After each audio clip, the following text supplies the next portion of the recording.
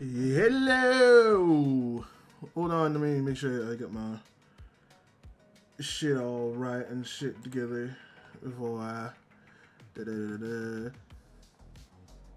I did work on everything before, so hopefully it's all working. Yes. It is all working, which is good. Which also reminds me as well that I also have to go live for this. Late spring 2026.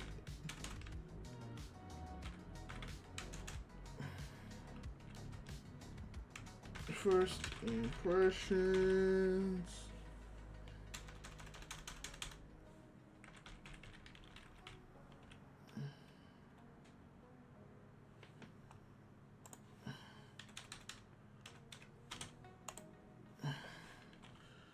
Impressions. Okay, cool. Da da da da da da da da. A high computer load? Yeah, unfortunately, I'm gonna have a high computer load. Unfortunately, that's just how it's going to be. Because of the way I literally had to set up everything. Hopefully, I can find a better and easier way. I might have to just like re-download fucking OBS at some point. But hello, everybody. Welcome back to an old show that we had before called the Anime Cavalcade.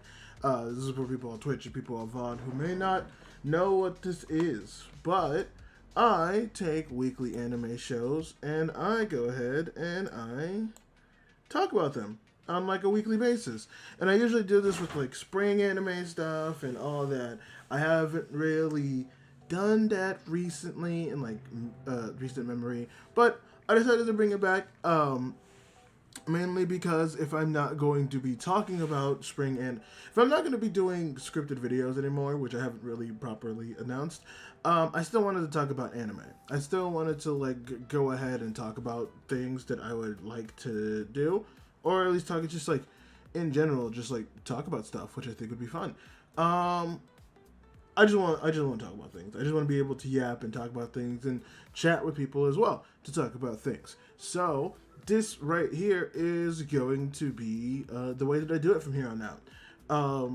So that is doing the manga cavalcade, which I'm kind of changing the format of that a little bit, and doing the anime cavalcade, where I talk about at least multiple anime a week. I usually do 10 or 12. This season, I'm going to stick to 8 for two main reasons. One, a big thing is the fact that I just don't have all of the, what you would call it, what would we call that? Not all the things. I don't have I just started so late, and trying to catch up to everything is a bit stressful, if I'm being kind of honest. It's a little stressful. I'm not gonna lie about that. It is a little stressful. But also, the other big thing that makes this a little easier to deal with is the fact that it's just late. I'm just doing this really late. It is, as of record, what day is it today? It is the 17th of March. The spring season started back all the way in April, so it doesn't, obviously we don't have like that much great things, which does kind of suck, but that's why I'm here today to talk about all that stuff. But yeah, with all that being said, how about we go ahead and talk about some stuff. And the first anime I'm going to be talking about, as you see on here, is Marriage Toxin. Let me go ahead and actually like review some of the stuff I have, or at least try to go over as well. So, Marriage Toxin was actually an anime that some mutuals on Twitter we're talking about like, oh, this is going to be so hype, everyone's going to fucking love this shit. And I don't know, maybe it's just because like my own social media feed has been more VTuber centric than anime centric, but I haven't seen many people talk about this one. Although to be fair, since I'm out of the weekly social anime loop, I feel like I haven't seen much of this like actually being talked about. So it's kind of weird, right? It's kind of weird to see that happen. Not being able to see some of these stuff being talked about, but I will say I really like Marriage Toxin, man. This is one of those shows that I wasn't super expected. Thank you for the likes on the TikTok side. I very much appreciate it. I wasn't expecting the show to be like the super pop off show that it was, because I mean I was, okay, that's not true. I was kind of, because people were like, oh man, this could be like a big talked about show, like people were super excited. I'm not saying it wasn't the big like pop off show that it was, but I did have a lot of fun with this. I had stream fun with this, because it's basically about a dude who goes and he's part of this like family of like the family of assassins whose specialty, it's all about toxins. And like on the course of like the 3 episodes, I'll explain how like it's kind of cool in a sense, where it's like, oh yeah, they'll talk about like the toxins and they'll talk about other stuff like that, and I'm just like, you know what, I like the way that they do that, but I am getting ahead of myself. And so like, because he's been a part of this like assassin family for so long, he just doesn't have all the social aspects that like a normal person would have. He wouldn't have like the actual exploration of like being able to go to school, or being able to actually have a relationship and have friends or have proper things. So he's kind of a loner, with like the only exception kind of being his sister, which we do see. And it's a very interesting predicament, because obviously with a family like this, they would want to go ahead and continue the lineage in some way, shape, or form. But the sister is into the same sex. She's a lesbian. So she's just like, yeah, I have a partner, but there's not really a way for us to do that. Even though, like, you know, you could do, like, adoption, but also at the same time, it's Japan. They might be weird about that with same-sex couples. I'm not 100% sure what Japan's whole exactly stance on that. And also, at the same time, I kind of get it. Families like that tend to like to have it blood related, hence, because, like, and it actually does matter why it would be blood related in this sense. Now that I'm thinking about it, there's a lot of things in marriage toxin as well that does make a lot of good sense, which does make me really happy about it. Because like, it's like, oh, we need to continue the family lineage, and it's like, okay, wouldn't you just adopt somebody? If it's the idea of someone being super into like the family and being able to do these skills, you could probably just teach these skills to people. I don't know why you wouldn't do that, but marriage toxin actually has a legitimate reason as to why adoption wouldn't actually be viable in this situation. So I actually like that. But yes, the sister is a lesbian, so her partner is same sex. They can't really adopt because of other reasons we'll talk about later. And we also go and we talk and we see the brother, the main character that we'll be following, who he talks, he does his thing, but he's like very antisocial, and he's, given what he's done and what he's about and his whole family, like associations, he doesn't really want a partner. So he's sitting there being like, yeah, the like lineage will die with me. And like the sister, like I said, she could adopt, but it probably won't, that child won't be a part of the family. So, but we do see that like part of him does want that. Part of him does want like a family. He does want like certain things. He does like want to be part of a family in a sense. So I do actually understand that a lot of why he would want these types of things, but his family wouldn't like him to do that. But we do see him see the other character that we'll be following, which I fortunately forgot the name, but he's hired on by another group to be like, hey, we got this like problem in our organization. We need you to murk that character. And so he goes in and he goes in and he talks to this quote unquote girl. And he's just like, oh yeah, I gotta kill you and do all this stuff. And she's just like, oh, well, if my time has come, then my time has come. But she also plays it up a little bit, being like, that's not the case. And it's just, it's a really interesting, like, I don't know. It's a mixture of that character being super forward, but also the main male MC being super like not forward in a sense, not sense of like very antisocial. So he just blurts out his feelings and the girl's just like, you literally just met me and you're already trying to blurt out these feelings. And she's like, yeah, I know it's kind of weird, and it is like you know, it's a little weird and stuff like that. But, you know, I'm in a weird position already, so like, what the fuck? And so he's like, all right, listen, you help me get a partner so I can like live a life or stuff like that, and you can, or like you be my partner or some type of marriage stuff, right? So they make some type of deal where it has to do with like relationship stuff. And so he's just like, all right, cool. Let me go ahead and take care of this. This man takes out the whole room of people except for her, which is insane. Which also shows you how like legitimately strong he is, and it's actually quite terrifying how strong this man is. It's actually quite extremely terrifying. So then they like meet up later and stuff like that, only to find out that, what I said, quote unquote, because she is not a he. And so like so we don't have a repeat of like the Kirara situation and all that stuff happening and yada yada yada. It seems like this character, I feel like I have their name somewhere, but this character is in fact male's character's name is Geto. Okay, I was looking at my notes and I'm just like, I feel like I have her name somewhere. But yes, main character's boy's name is Geto. I feel like the girl's name was a little weird to say. I can't remember. Where the fuck is it? Hold on. Give me a second hand.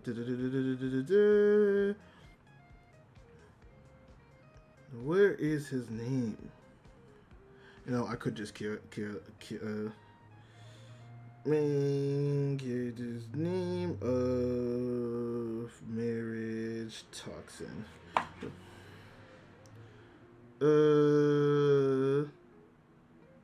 Is it May? Oh, it's Ghetto. I heard Ghetto the entire time. Okay, so but it is Hikaru. So it's Hikaru and Ghetto. My bad. I heard Ghetto for some reason. But it's Ghetto. So that's my apologies. But they end up going back to the hotel. Ghetto finds out that, you know, Hikaru is not a she, it's a he. But yeah, he does do it for missions, but he doesn't necessarily change the way that he looks. He doesn't necessarily change the way he appears. So it does seem like Hikaru, just in general, really does like dressing up as a just like as a girl, which is fine.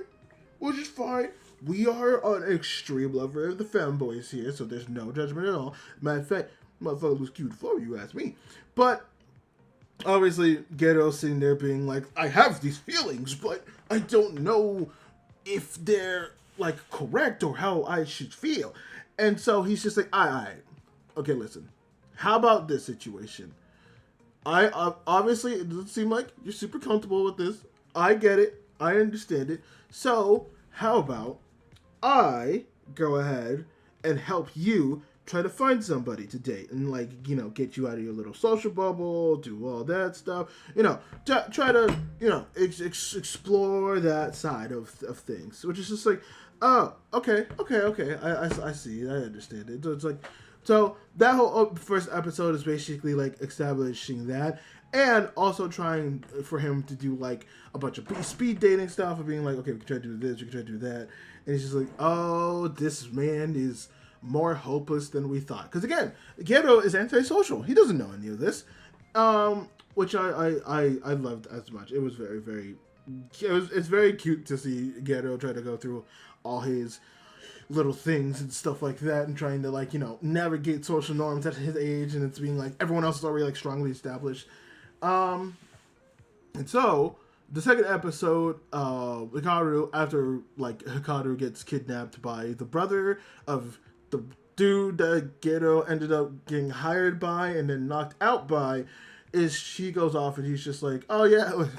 I also like how every person that Ghetto interacts with, and I at this point, it's pretty much every person, either they're like extremely charmed by him, being like, oh yeah, you're not like all the other murderers and stuff that we see, or it's someone who's actually extremely evil, gets bodied by him, and then they're just like, you know what, maybe a life of crime isn't what it's all cracked up to be. Maybe there's something else out there in the world that I can do that's not fucking this, which is honestly totally understandable. I completely get that. And so the second episode, Hikaru's like, oh, it's your sense of like kindness. We should jump on the kindness train for you, because once everyone knows that you have that charm and that kind, we can actually help work that into trying to get you like a partner and stuff like that. And so it seems like the whole premise of this anime is going to be the fact that Hikaru is going to help Gero get with people, but it seems like instead of it being in the normie world, which is already kind of a problem given like trying to bring somebody into the normie world into their world kind of does seem like a big problem. It's going to be them just trying to charm people in their world, which makes a lot more sense. It's like it makes everything a lot more understandable, and we also don't have situations like the invincible situations with Amber, which I'm wishy-washy on how I feel about the invincible Mark, the Amber whole fucking situation. That's a whole conversation for another day.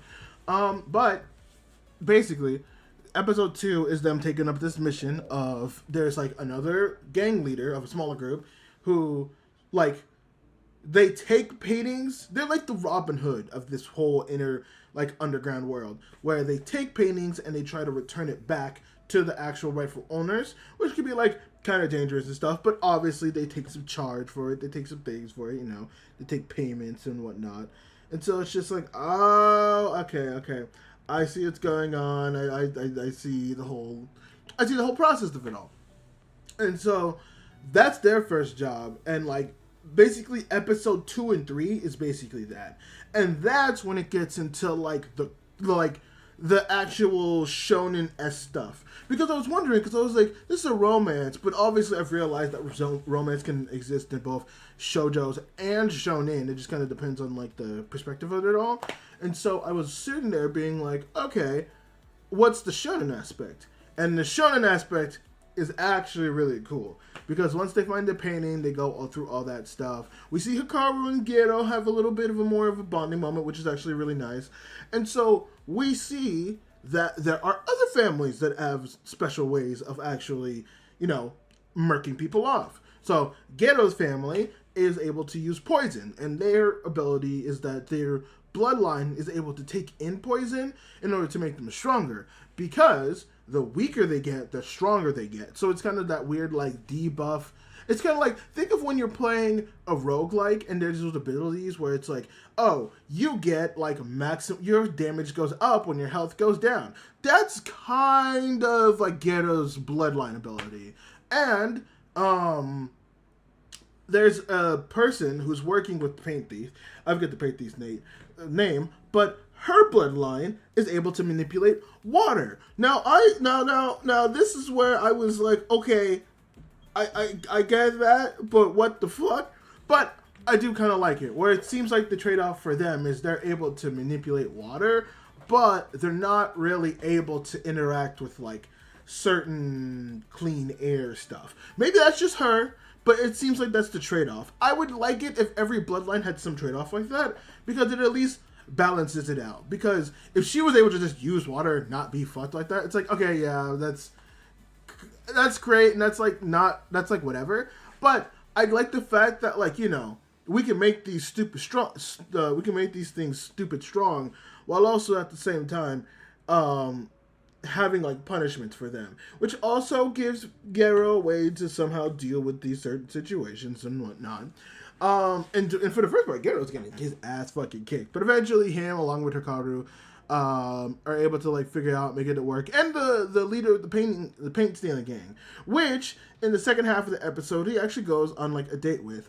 And I really, really like this. I thought this was actually extremely cute, because as he's going off and doing this, we see that this mother, basically what happens with that whole situation is Gero is going on a date. It's either to some aquarium or some place, and Hikaru said to them all oh, we should all do a group thing, and then doesn't show up, so it makes it a date. And so they're interacting, and we get a little bit of her backstory. Now, if I was her, I don't know if I do the same. I'm gonna be honest with you, but also I admit I'm kind of a piece of shit.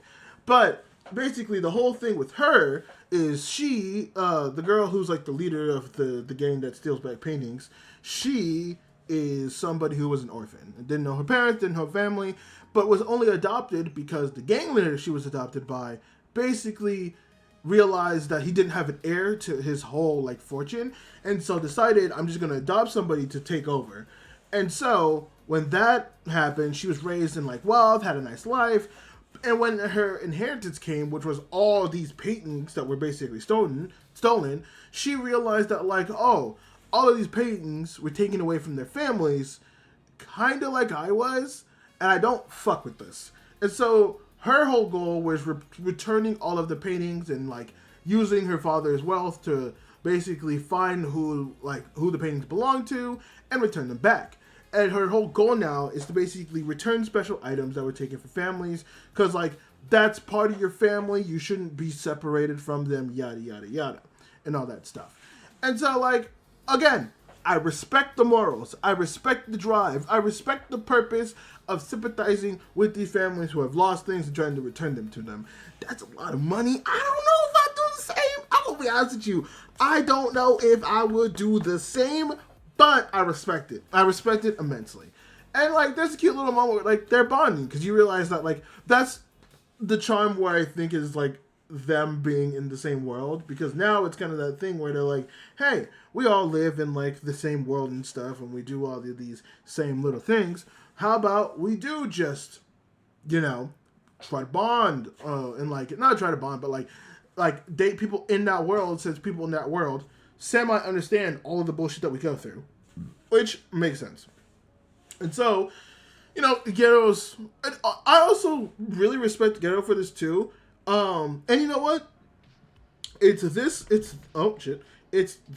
anime, and I think it's the Klutzy Class Monitor and the Short Skirt anime, where there are these, I feel like in the last, let's say 20 years, when any time anime makes like either a socially inept male character or a socially inept MC, or even sometimes a socially inept female character, they come off as like really cringy and really bad, almost like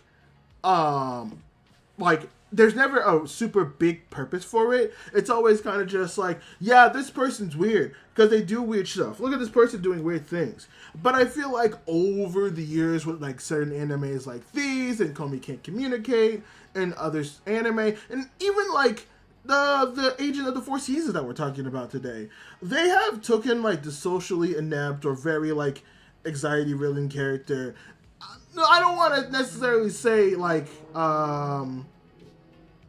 neurodivergent characters, because that doesn't seem right for this. Because a lot of these characters I wouldn't necessarily classify as neurodivergent, but also characters that are just like, they've just been really removed from society. So a lot of them are, and that's a really good representation too. But I wouldn't classify all of them as that. But like, just like the socially inept / neuro divergent characters.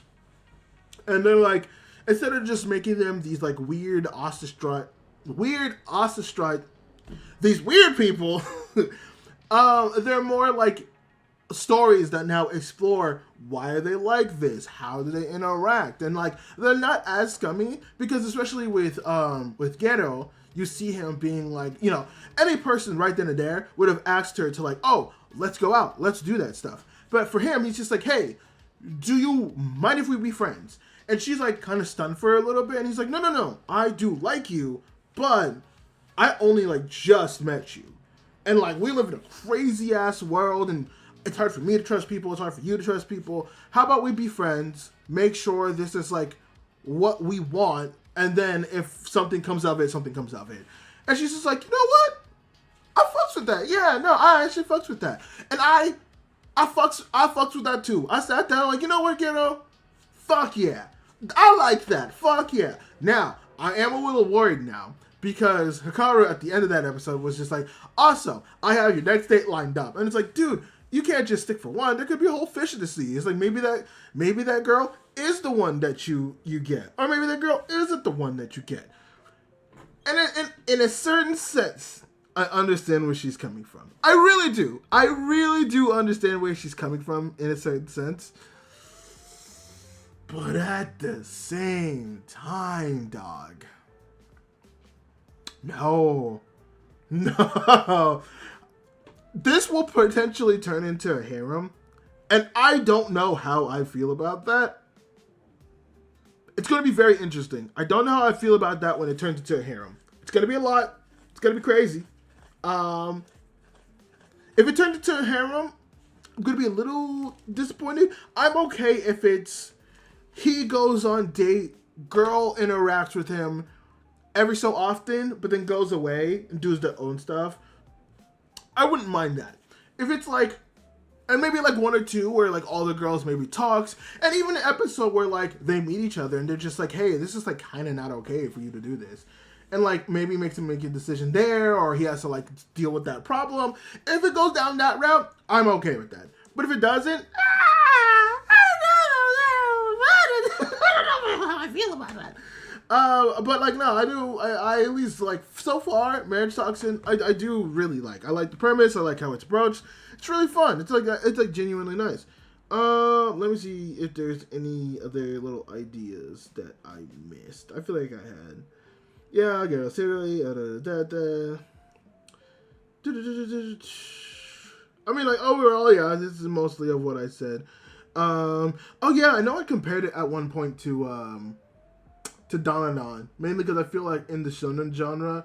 Okay, this is the one thing I also appreciate Marriage Toxin for. I feel like in the genre, not genre, but in the demographic of shonen animes and stuff like that, I feel like a lot of them are very scared to actually branch out and do anything new. And part of me does get it, because there's a lot of people that just don't want that. They just want like the constant fights and battles, maybe a little bit of lore, maybe a little bit of ability explaining. But like, it doesn't like happen all the time, and it kind of like, I wouldn't say frustrating, but it's definitely just like, okay, so like, do we or do we not? What's happening here? So like, I get it, but also like I do appreciate it. I do actually appreciate it a lot. Oh, what was the other thing? There must be other things. Hold on. Hopefully, if my phone can stop being bothered, you know what I'm going to do? I am going to do this and put it on... Where is it? Before that. Yep, I saw it. I saw it again. I knew it was going to happen. Damn, I can't do that right now. Fuck. I cannot do that right now. Fuck. Okay. Well, I think for now We'll just move on since I can't look at the rest of the notes. What is on the docket for next? Okay, hold on. You're gonna have to give me a minute real quick as I.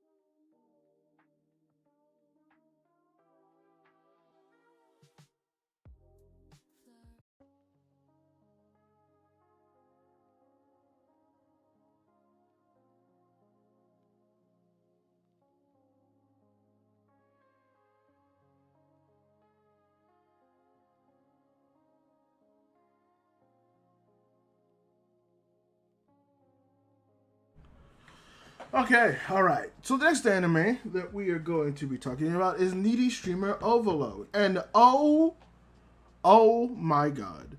When I tell you that this anime is a motherfucking fever dream, when I tell you this anime is a motherfucking fever dream, it's bad, man. It's bad. But it's bad in like the best way possible. Because initially I was very worried. I was very worried what Needy Stream Overload was going to offer, what it was going to like present, what it was going to like do, and that's mainly because like, you know, I played Needy Stream Overload like very recently. I think it was one of the first games I actually came back to play when I was streaming, and so it's kind of one of those things. I sat there, I'm like, okay, what exactly does this game do? Like what it does, and it's all about like trying to keep this streamer from this upcoming streamer from basically having a mental breakdown in any sort of way, and to keep them like kind of crazy and stuff like that. So it's like a very simple premise, which is basically it's basically just a stat management game. So I was wondering, how the fuck are you gonna take this basic ass strat management game and apply it into like an anime format? What exactly are you doing for this? And I think the best way that I could explain the anime is that Needy Streamer Overload, the anime, is kind of a sequel to what the video game is. Oh my god, I'm so sorry for that. But it's kind of a sequel to what the anime is, I would assume. Because the way it treats it is because if you play the game, basically, K-Angel starts from nothing, and you help her build to something. Basically being the streamer who can like afford stuff on her own, she can do a bunch of things, she can do all this stuff, yada yada yada. You build her up to this like big fucking like level. And like I think the max is either 1 million followers or 10 million followers. I know you can get over something at a certain point.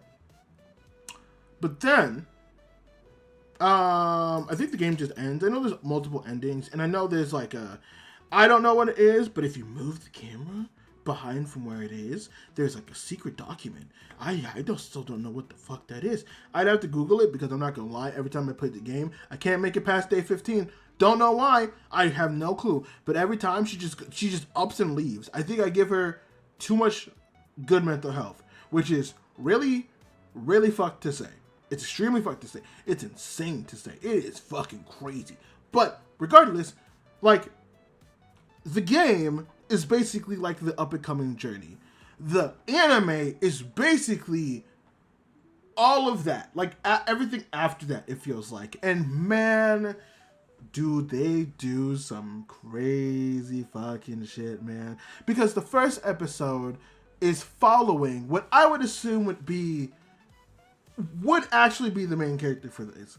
Because K-Angel is sort of like the main character. You can argue that K-Angel is the main character, but she feels like more of the overall premise. I don't even know what it would be. Like, she is one of the biggest figures, both figuratively and literally, in the anime. But like, we have a full episode with her as she's like explaining her mentality when it comes to dealing with like people on social media and looking up to her, and her being like, hey, you do kind of like crazy shit, don't you think that's a problem? And it's like, I'm just living the way I'm living. It's not my fault that these people who can't take care of their kids and ignore them do that. Maybe if these parents actually cared and loved their kids like they should, that wouldn't have happened. And you know what? I think it's more reasonable to call K-Angel the actual protagonist for this. It's just that first episode also follows another character. By the way, most of the characters here, from my knowledge, are all like anime original characters. When it comes to like the streaming group that the other character follows, the character that we're following in the very first episode, and all that stuff. And it's just all this whole idea of just like attention and life and doing something more in like more for your life. And it's like it's such a crazy interesting aspect on the way of how it's explored, because like that first episode we see that character and she works at like the cafe where it's not necessarily I wouldn't call it a maid cafe. It feels so much weirder. I forget what they call it. It's like a cafe / potential girlfriend pretend thing / maybe if you were the right person it could be like a brothel type stuff. It's so weird. It's so weird. But we see this like character that we're following in the beginning, going into the going to their work, which is the cafe, but making decent money even though they're dealing with creeps. And it's like this weirder, darker side of just like, hey, like, yes, I'm pretty, I have this charm, I have this whole thing, but like I'm using it to like try to benefit myself. And then we get like all these juxtapositions of like this girl living kind of like a shitty life with her boyfriend who does not great things to her.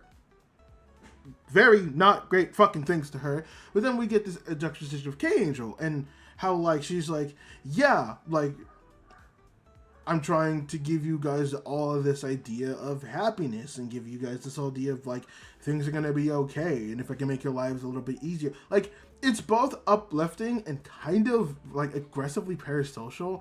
It's like it's too much parasocial, but sometimes it also seems good, but also it's not great. I still don't know how I feel on the stance of like K-Angel as a whole in this anime, because we get like a backstory, which I don't even think we get in like the video game. Again, the video game is very, very simple. Very good, by the way. I want to say the Needy Streamer Overload video game is actually very, very good.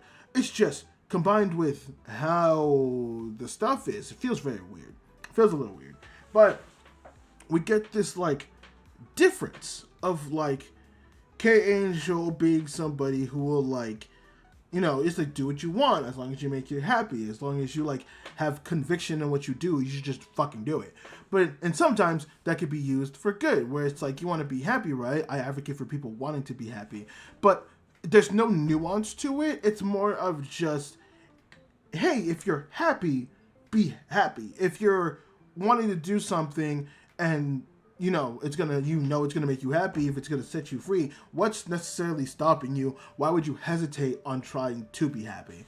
And so it's so interesting. She's also very morbid too, where she's like, yeah, I know that my prettiness has like a time limit, but I'm gonna use it to the best of my ability. It's both like this weird fantasization of dream, but also like a hard set reality of like, yeah, I know that I'm going to peter out and people are going to move on to the next thing at some point. And I don't know how I'm going to feel about that. But as long as I have my prettiness and as long as I have my freedom and as long as I have these people supporting me, you damn know about what, like, you know damn well I'm going to make it to the best of my abilities. K-Angel is basically how I think most streamers probably think if they were kind of being honest. Like, you know, like the type kind of like 0.001%, like the big ones who we know. Like, there's some who are like a bit honest with it too, right? I wouldn't say they're on K-Angel level, but like in the sense of like, yeah, no, like I'm who I am and what the fuck, and one day, you know, I know this is gonna be gone, but until then, hey man, I'm gonna have a fucking good ass time. That's how I feel K-Angel is, but in the most toxic yet also semi-positive way. It's super weird, because there's also situations, like in the second episode, where there's the streamer group who's like not as big as K-On, but they're very up and coming, and people are like, oh, is this group gonna be a threat to K-Angel's success? Like, what's going to happen if like K-Angel like does this? Do you remember me, Nat? No, I'm sorry, Kai, I don't. Like, again, there's so many people that I try to follow, and I've only been consistent. If you can remind me who you are, I would be very much appreciative, because, you know, you coming in being like, do you remember me yet? I'm like, no. If you could help me out by remembering, that would be very nice. Yes, I do remember you from yesterday. I know you did. I did. You popped in, you spammed it. But I do remember you. I do remember you from yesterday. Don't worry. Don't worry about that. I do at least remember that much. But yeah, in the second episode, there was this like moment where, yeah, the streamer group is like up and coming, and everyone's saying like, oh, the streamer group was like, oh yeah, like we're up and coming and we're gonna throw them, but K-Angel just does not seem like phased or anything. Like, I know your username was Meow, but like you gotta tell me more than that, like, or like tell me something. Like, maybe I can look back. I don't know if you commented on any of my stuff on YouTube, but like you gotta remind me like things that you did or stuff like that, because I can't fully remember. Like, I apologize. It's been however long I made you hit 1K with your stream. I think I remember that. I think I remember you doing that potentially. I've had a lot of streams though. I think I remember that. And I asked for your YouTube and HS if you did YouTube, and I subscribed to you. Fuck, I'm trying to. I think so. If this is when I hit 1K, this might have been a while. I thank you for helping me hit 1K though on one of my streams. I do appreciate it. I'm not trying to be asshole and saying that I don't forget, but like.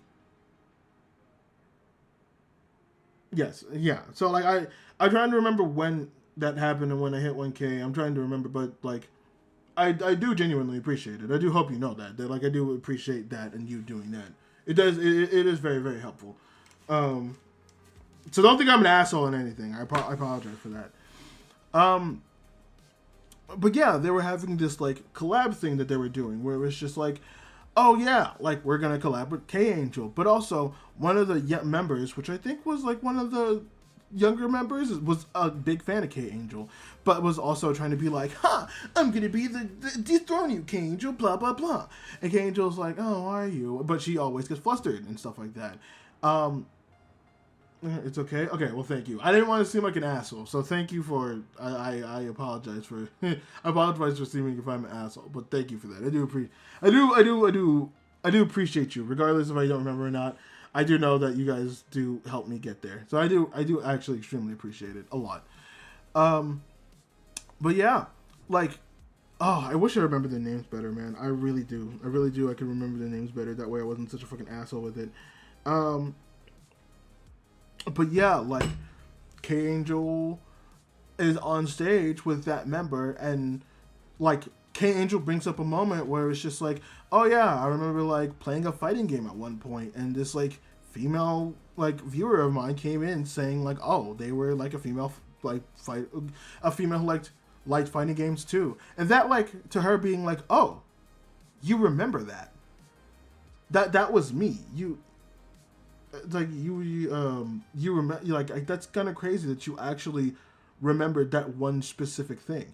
I also joined when you were playing FNAF. No, I do remember. I do remember you because I know you joined yesterday. No, Friday when I was playing FNAF, and I remember this day. I remember a C and stuff like that, and like your current name. I just don't remember the Meow name very much. But I know there are a lot of people that also help me hate 1K, so that's like the issue.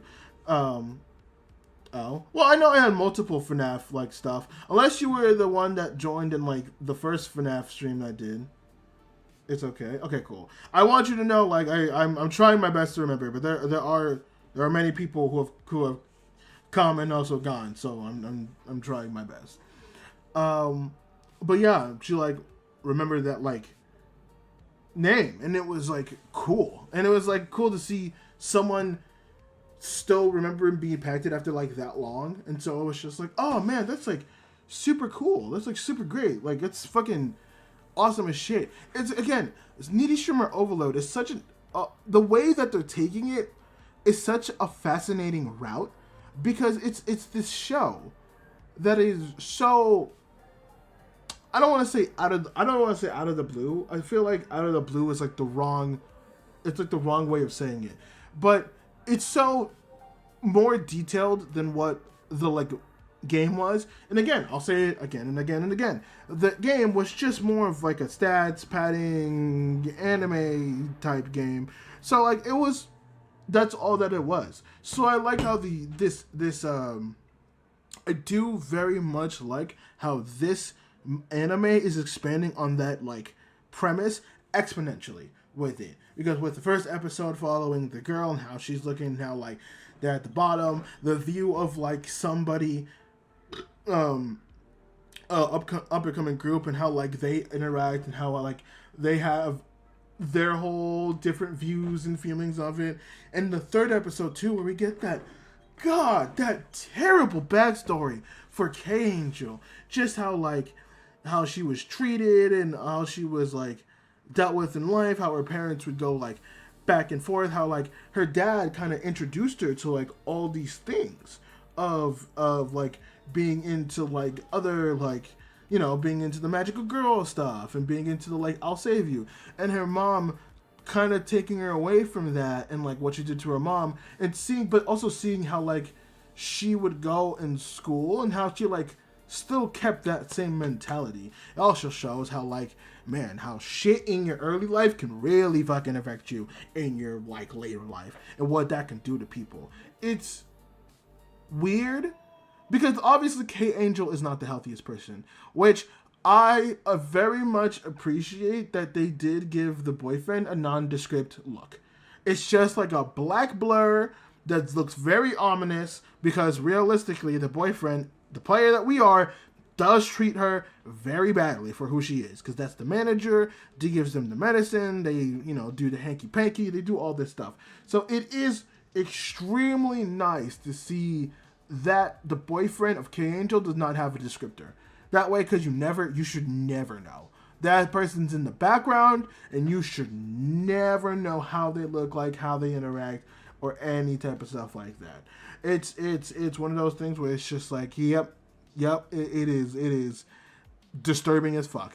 But when she goes back to like her base form with like the black hair and stuff like that, you can also see she's just like mentally unstable. She's just like extremely mentally unstable, and how like the boyfriend is like probably, as fucked up as it sounds, part of the problem, but the only anchor. It's, you know what, a lot of things in this season I feel like have like the double edge of like everything is not good or bad. It's all like things help, but they also have negatives to them.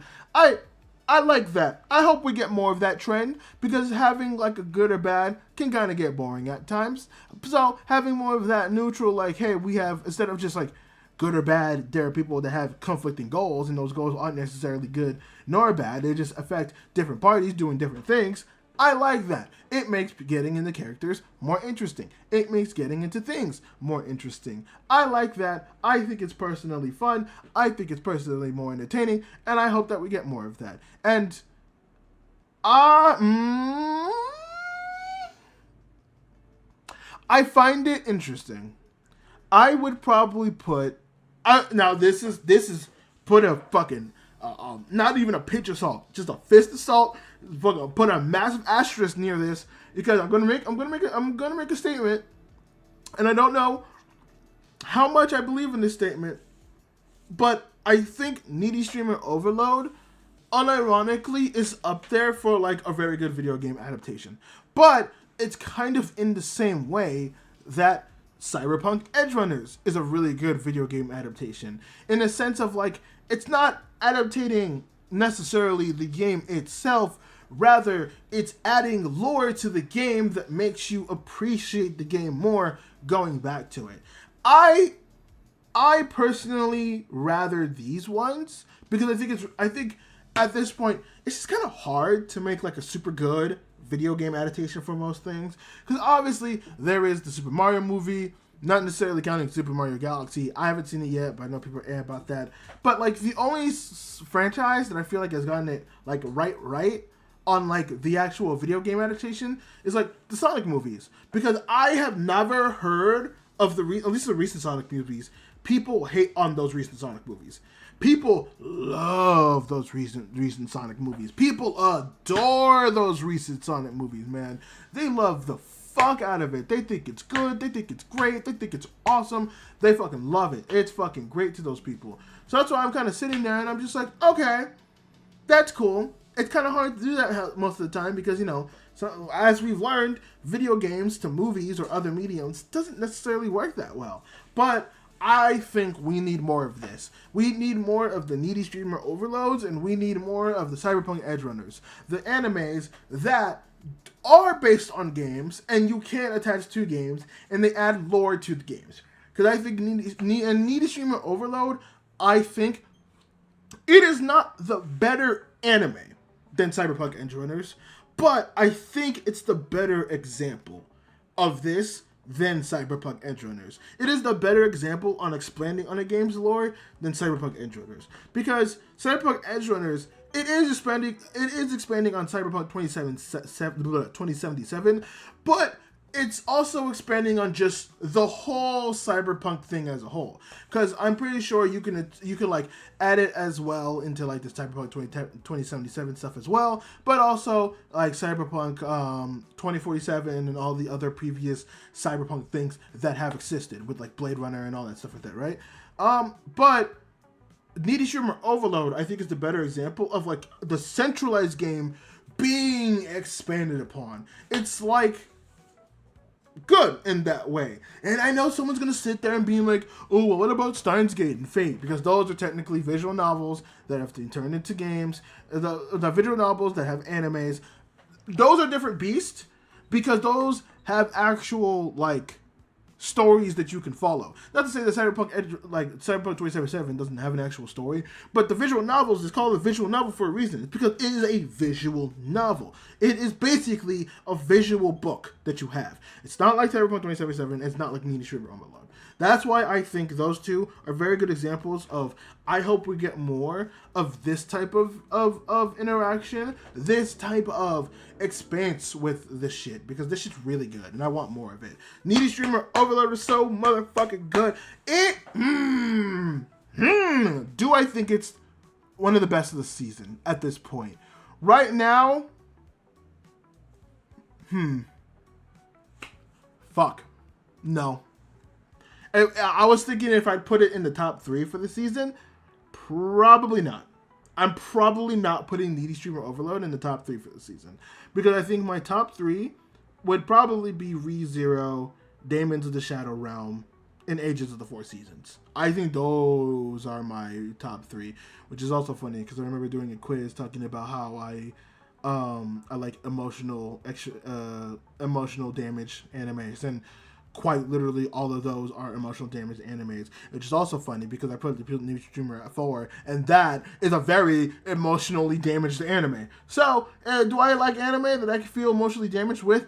Yeah, kind of, sort of. It's like my thing, I guess. But I enjoy it. That's me. But yeah, man, ENGVtuber Overload. It is definitely an anime I didn't have much expectation for, given that it was based on a video game, and it just blew me out of the water. Visually, it blew me out of the water. That opening is so goddamn good. But also, epilepsy warning for anyone watching this anime. There's a lot of Technicolor in this fucking anime. I mean, just look at the motherfucking picture that I'm using for the goddamn video. That is basically just the anime, like 75% of the time. 25%, it does get dark, does get gritty, it does get like just very dark colored normal colors, but a lot of times it is this. It is this dead ass. It is fucking intense sometimes.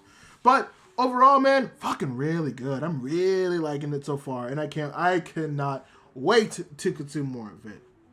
Now, we're on to the next one. So give me a second.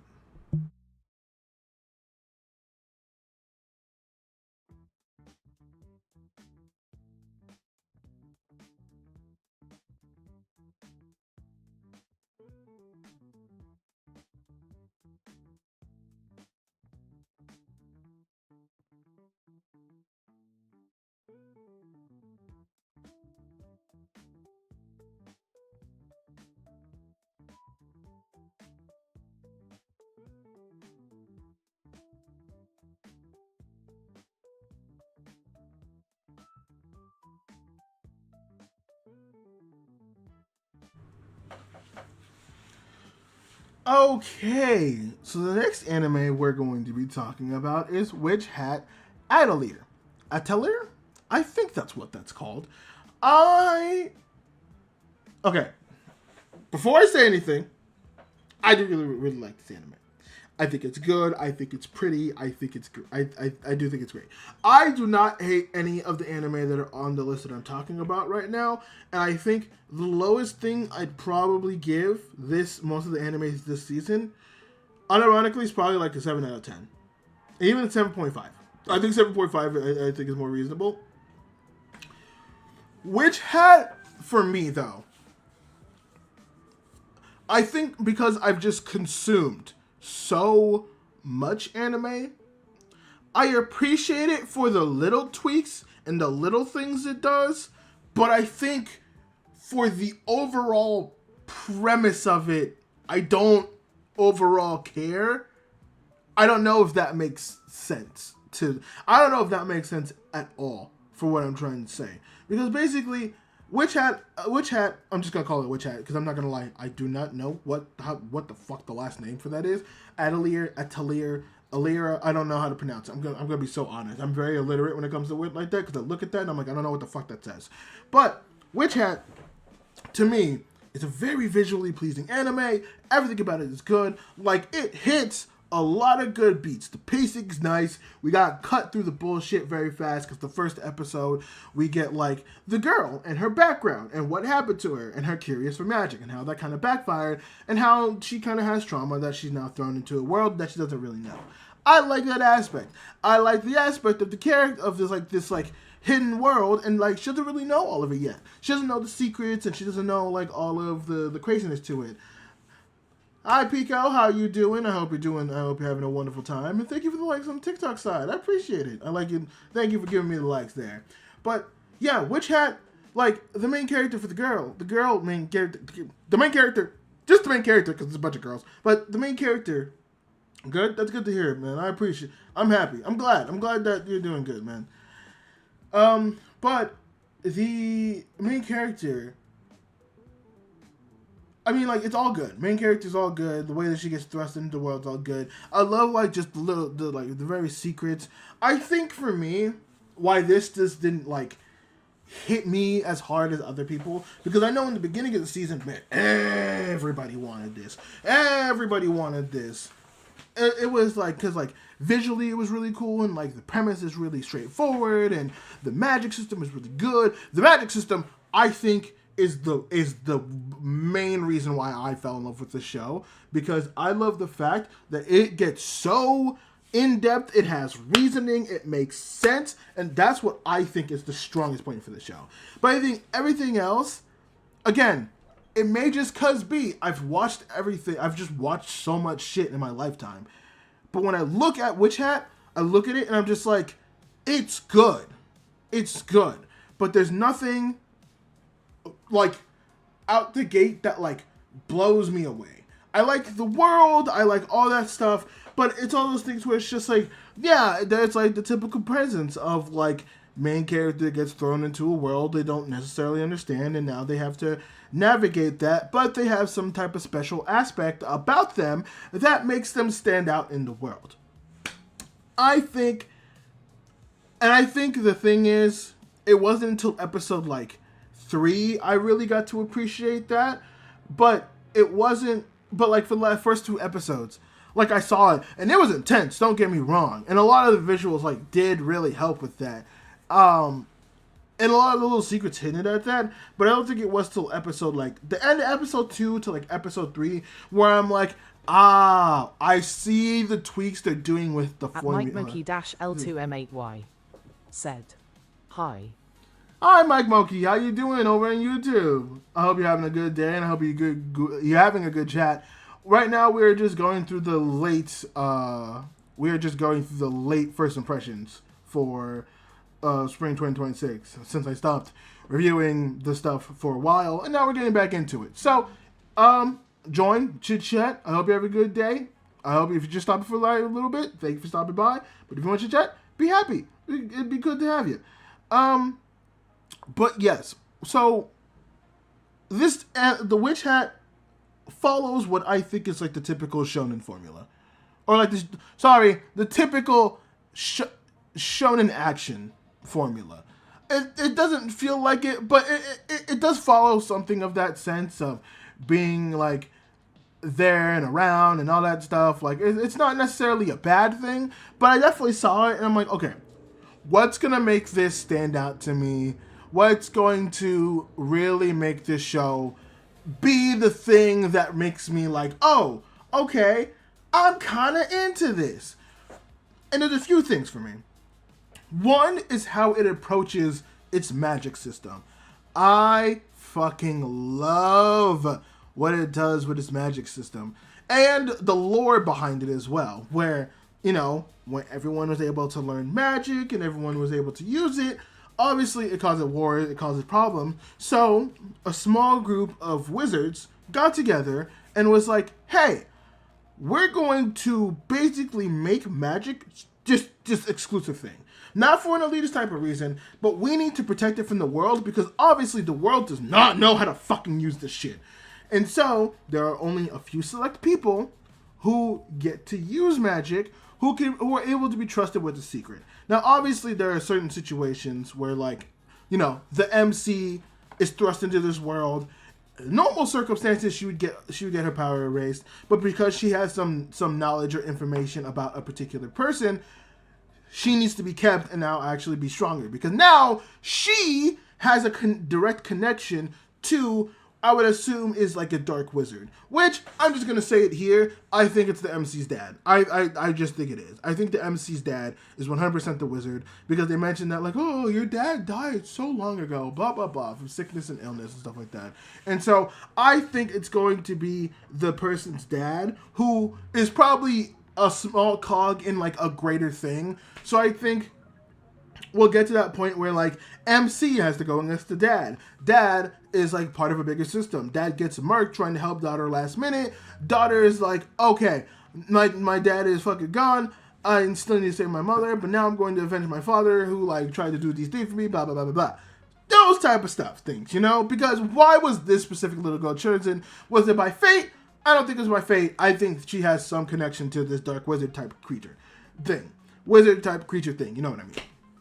And so, the big thing for me with this is that it's very particular with the way that it does its magic. Where it's peculiar. So it has a system where it's like, you have magic's not like casted or anything. It's drawn. And so you have like the sigil, you have the like symbols around it that direct towards direction or power. And then you have the full circle that actually like activates the spell.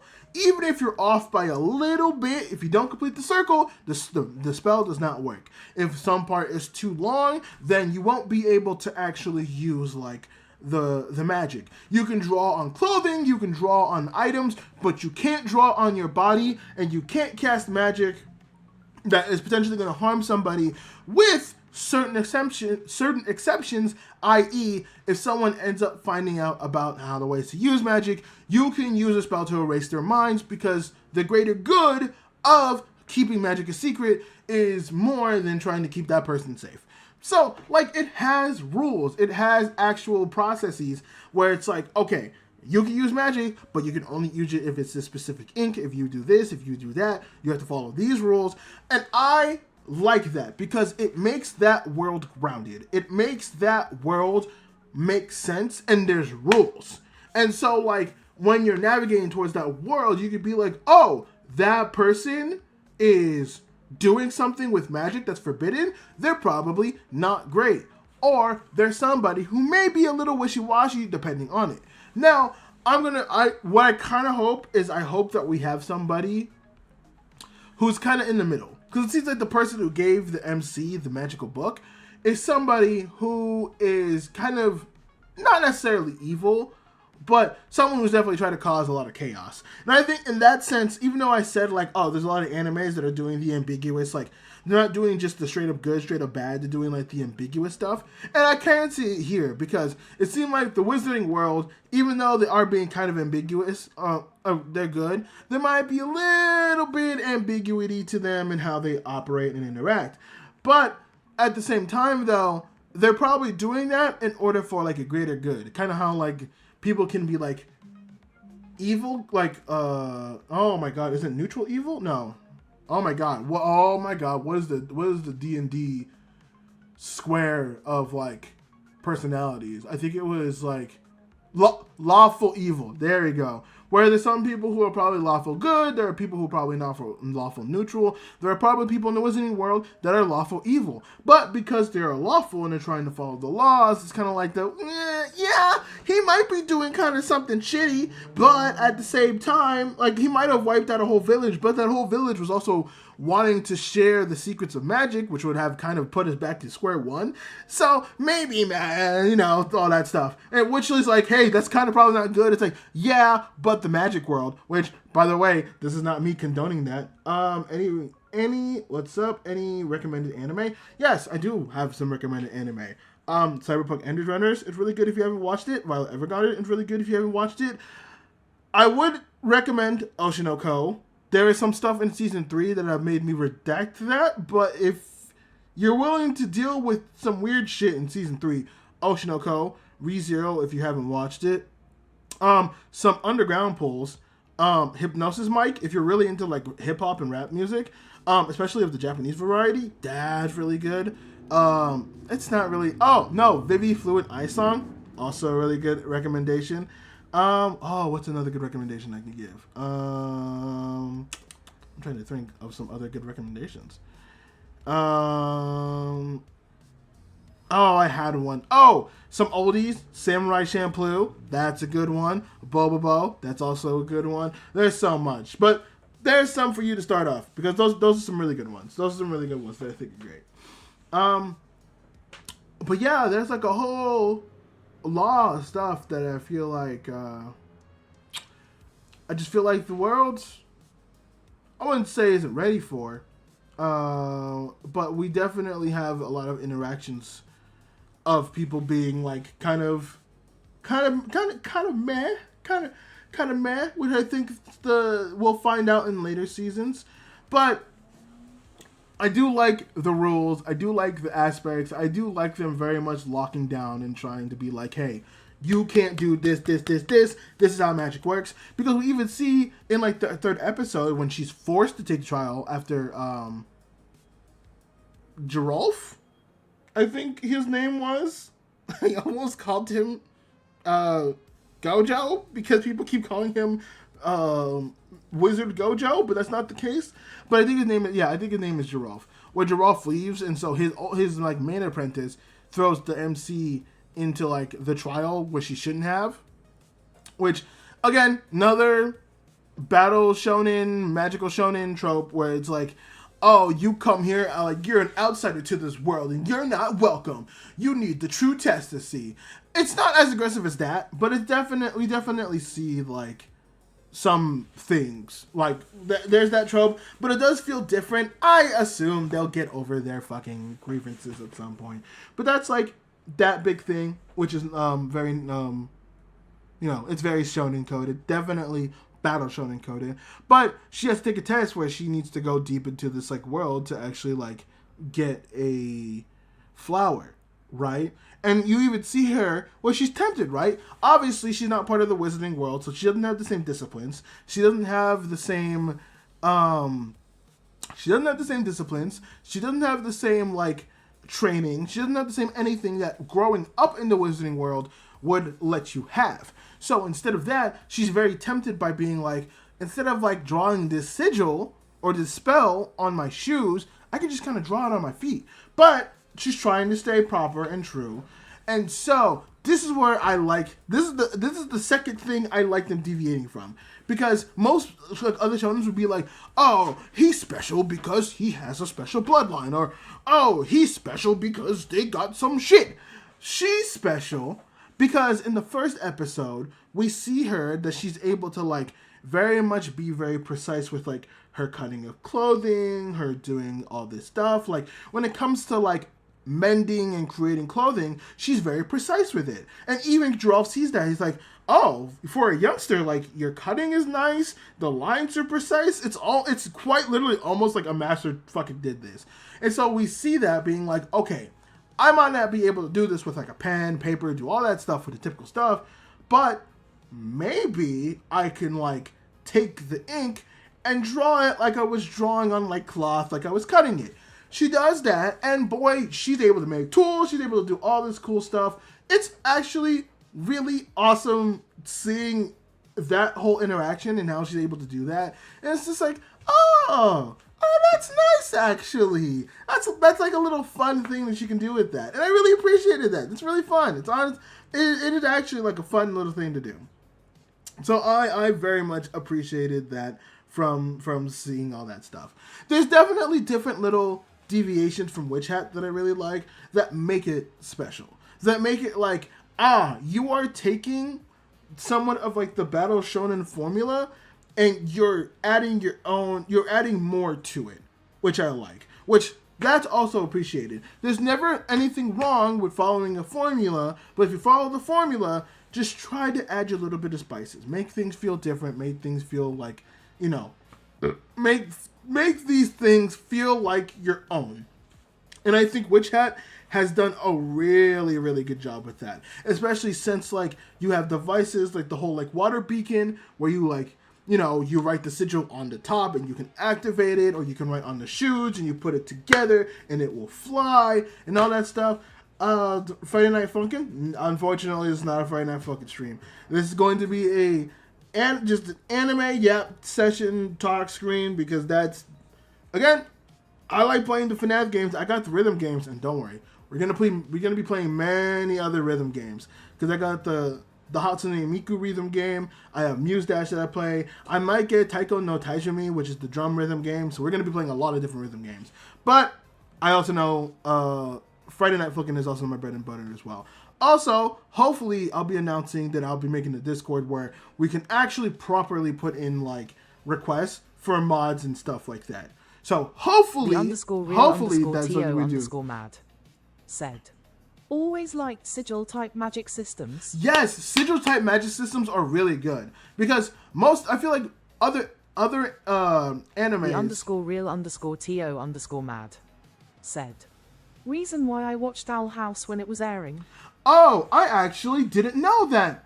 The Owl House had sigil magic. There's a smaller anime that I watched called, I think it was like Magical Girls Could Not Be Magicians. It was super niche. I'm talking about like super niche. No one knows about it, which is also kind of weird because, the band Hi Hi Puffy Amy Yumi did the opening for that, which I thought was also another fucking random pull. But it also had like somewhat of sigil magic where you at least had to draw it with the magic wand and stuff like that. But like Witch Hat is way more in depth. It is way more in depth than that, and I love it so fucking much. I love this so much for what it does and how it does and how it interacts with it. It's so good. Also, Tio, I hope you're having a good day as well. I hope you're having a very good day, and I hope you're doing well. Because I haven't seen you for a minute, but ow, Jesus Christ. But I hope you're doing well. I hope you're doing good. But yeah, Witch Hat, again, initially, I liked the animation. I like what it does. It had some potential. It wasn't until episode 3 where I'm like, oh, okay. It still follows the Battle Shonen formula, but I see it's doing very different and special things, which I appreciate. So, Witch Hat, personally, it's not in my, like, top 3 for the season, but it's definitely fucking good. It's definitely good. And again, I think most of what I've watched is really good. I know there are some duds out there this season. I think people who have watched the Liar's Game have said it's, like, not great, but, like, you know, there are definitely some shows out there that are duds. But spring season has been a fucking banger. I don't know why, don't know how, but it's been fucking good. It's been fucking great. There's so much good shit. And you know what? We're about to go on to the next good shit. So give me a minute while I switch the pictures again. The_real_to_mad said, IDK, it just feels less ass-pulling in sigil-based magic systems. My gripe against fantasy animes lately, usually the magic systems is just awful. Yeah, I get that's true. I think that's why I like Witch Hat, because it'll feel like less bullshit with it being sigil magic. I think I can get it if it's, I think I could be okay with it if it's like chanting magic, right?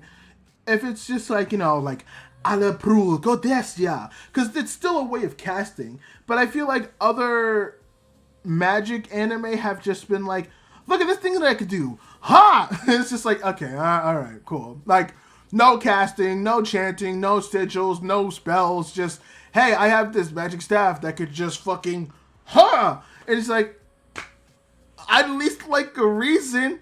Like, it's one thing, because at least, like, again, it's not a magic fantasy anime, but at least something like Full Metal Alchemist had the thing of like, yeah, if you don't know alchemy like that, you have to like draw the sigil, you have to draw the alchemy circle. But if you were able to see like God and he was able to give you that knowledge, yeah, you could clap your hands to do that. But that's also because you got a massive amount of information that did not belong to everybody, and you had to give up a lot to get that knowledge. A lot to get that fucking knowledge. But yes, I'm going to switch over real quick, so give me a second.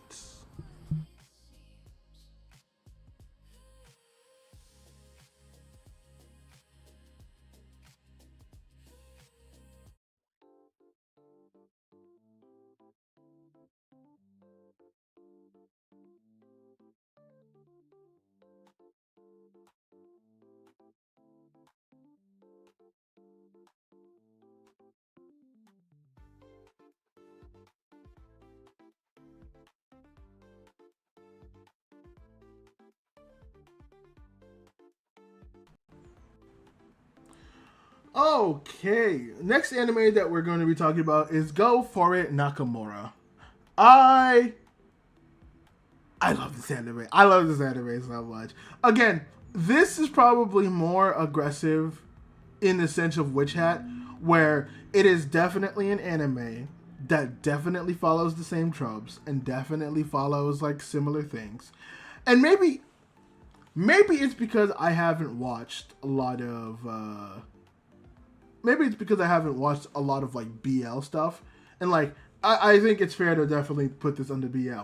But like, oh man, was this cute? I think it was cute. I think it's also because I resonate with this a lot. I'm gonna be honest with you. It's probably because I resonate with this shit a ton, a lot. It is like I saw this, and I won't deny I kind of felt seen watching this. I definitely kind of felt seen watching this because I look at Nakamura and I'm just like, man, I feel it, dude. I feel everything you're feeling. And it's interesting. I remember there is another friend of mine who I was talking to. Their name was Poet, and they came in. We had a little bit of an emotional talk on stream. I don't even know if that VOD's still up yet. But I remember meeting Poet. We're talking about how, like, you know, so many people get upset about like the LGBT representation in media, and how, like, you know, that could seem like kind of bad and not great, and that it's either like super fantasized and fetishized, or if it's just like not there and people are just like, well, you don't need it and stuff like that. But it's stuff like Go For It Nakamura where it's like, oh no, it just follows the same tropes and it follows the same stuff like that. But being able to see yourself there, to like, it feels nice. It does genuinely feel nice to just be like, oh, yeah, I totally feel like that. I also appreciate this because there's, okay, again, I am a very big advocate for LGBT media, LGBT representation in media. But my issue with a good portion of it, and don't worry, this isn't gonna be fucking, it's not gonna be red pilly at all. Because fuck all that shit. Anyone that's just like, oh, well, blah, blah, blah, blah, blah, blah, blah. It's like, oh, why is it there? No, fuck people like that. Those people are stupid and dumb and not great. But my thing with it is that I think there needs to be a way to blend it in that doesn't make it feel the underscore so real like underscore forced and to stuff like underscore mad said, IMO, the best representation for LGBTQ has got to be Bon Clay from One Piece. Yes! He's the yes! Bon Clay is probably the best example of just like that, because it's never necessarily addressed, but like, you know, you can tell Bon Clay is a little fruity, but it's never addressed. But Bon Clay is probably like one of the best characters in One Piece. Just the way he acts, like his whole arc and stuff like that is so fucking good. Like, again, I have many a gripe with One Piece. Bon Clay will never be that reason. Bon Clay is almost a reason for me to keep going. And there's a lot of reason for me to keep going. But Bon Clay himself is one of the biggest reasons for me to keep going.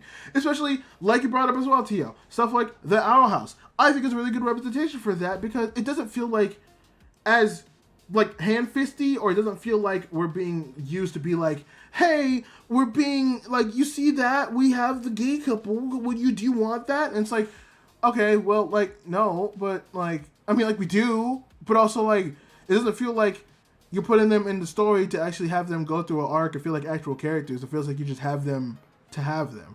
And that kind of sucks. doesn't feel very great. It doesn't make me feel great. And I'm pretty sure people looking at that, it's like, well, it's good to have that. I'm glad it's in there, but it's more feeling like you're just having them in there for us to watch it rather than you actually doing something with them for it.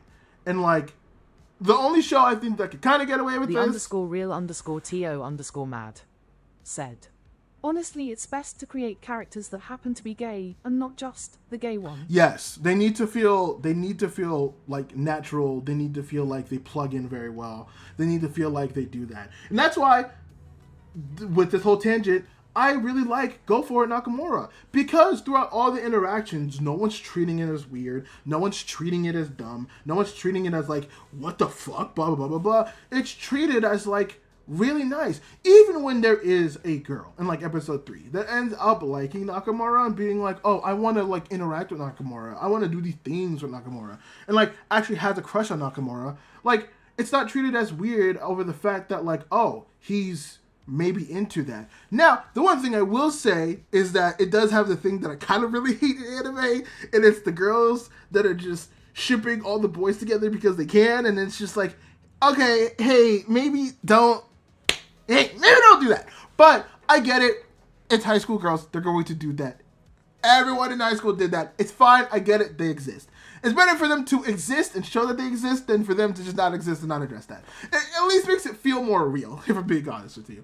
But something like this is nice because, like, no one's questioning the weirdness. No one's questioning the fact that, like, Nakamura likes another guy. It's just normal. It's just cool. And it's just like, oh, this is nice. This is pleasant. It's just happening. No one's like making a big deal out of it. Even the teachers, the like gym teacher, who you would expect to be the asshole, is like, you know, talks to him and he's like, hey, you know, maybe you shouldn't be, you know, sniffing your hair's crush like that. Maybe you shouldn't be going and like sniffing your crush's hair because it's kind of like, that's a little much in an invasion of privacy. Which he is right. It is an invasion of privacy. It's kind of fucking weird. But also at the same time, like, it's cool that the teacher is like, giving the advice of like, hey, don't do that. That's kind of weird. Instead of being like, did you do that to a boy? What's wrong with you? It's just like, hey, if you like somebody, don't sniff their fucking hair, dude. It's like, oh, cool. First of all, W teacher for good advice. We like consent and personal space. But also at the same time, like,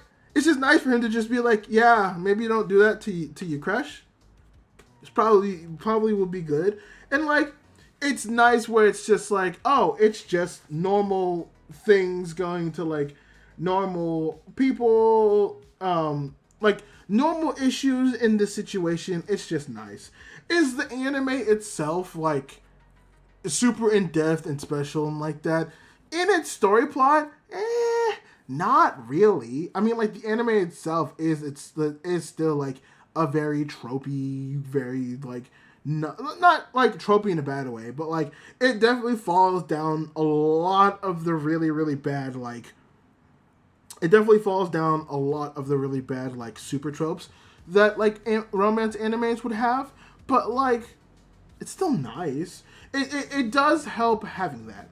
It does help having that because it's like, hey, there's this thing that's not the typical like doomed yaoi stuff that actually feels like, oh, it's just like a normal romance, and I like that. It's just the normalized romance of like in a BL that's like cool and it's fine. It's just this like nervous boy who's just like, oh my god, this other boy makes me very flustered. It makes me very heartbeaty, and I don't know what to do about it. And it's like I want to try to approach him. I want to do something about it, but like I can't. It is like a typical high school stuff, and it's like it's definitely in the more charming way, in the more silly way, which I appreciate a lot.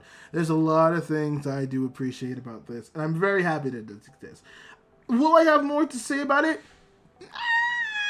Probably not. Everything that I say will probably be more. Like, most of the time I talk about this now will probably be me going about it. Especially it does the 15-minute two-story thing where, like, there's one episode where we find out he's really into octopuses, but they gotta like cut up octopuses for class. Or, like, you know, what was another one? Oh yeah, they get locked in a school locker, and so they're there for the whole day. Or, you know, we explore like his female crush going after him, and him like wanting to draw stuff and whatnot, and like doing all these like thing. So I think it'll definitely be like more slice of lifey romance than like building up an actual story. And hopefully we'll get to that point where they actually do something, which would be nice. It would 100% genuinely be nice to see. But yeah, like I don't think I have like much really else to talk about it. At least not anything like super crazy for the most part. That's like my big thing. So yeah. But overall, genuinely, if you want just like a cute little BL, non-toxic BL romance, this right here, 100%. 100% you need to watch this because it's so good. It's so good in that aspect. Story-wise, I don't know if you're gonna get much of it. But it will feel fresh if like you're sitting there and you're like, I don't want the BLs that are super duped, super fetishized, or super stuff like that. I just want something that feels just normal. This feels normal. And I think that will help it. Oh, also, can I just say, the art style of this is also good because it feels very like 90s, but modernized 90s. Kind of like Ranma and a Half did. But like, it also leads into it really much because it's playing city pop both at the intro for the opening and at the end. Like, there are some notable city pop songs it plays. And I'm just like, brother, and you got the city pop? Oh, this is so good. I have stayed, and it did the Chainsaw Man 2 thing where like every opening is different. Now, the argument I always bring up, I would rather you use one and maybe intros or all that stuff just so you're not blowing your load. But it does feel like this might be a one season anime, so blowing your load, I can kind of get it, and I can be more apologetic for. Except for Chainsaw Man, where it's like, okay, well, we know we have like multiple other seasons to go towards. How about we go ahead and like, instead of doing that, just save these openings for other seasons so you can have like a banger list throughout the anime's duration rather than just, one. But like, Chainsaw Man's big. They know how to sort their music. So hopefully they know what they're doing, but I digress.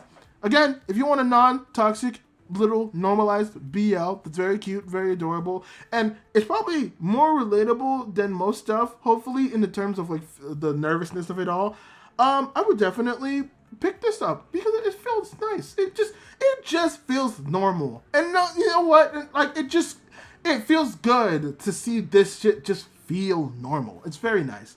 It's nice. I appreciate it, and I love it a lot. All right.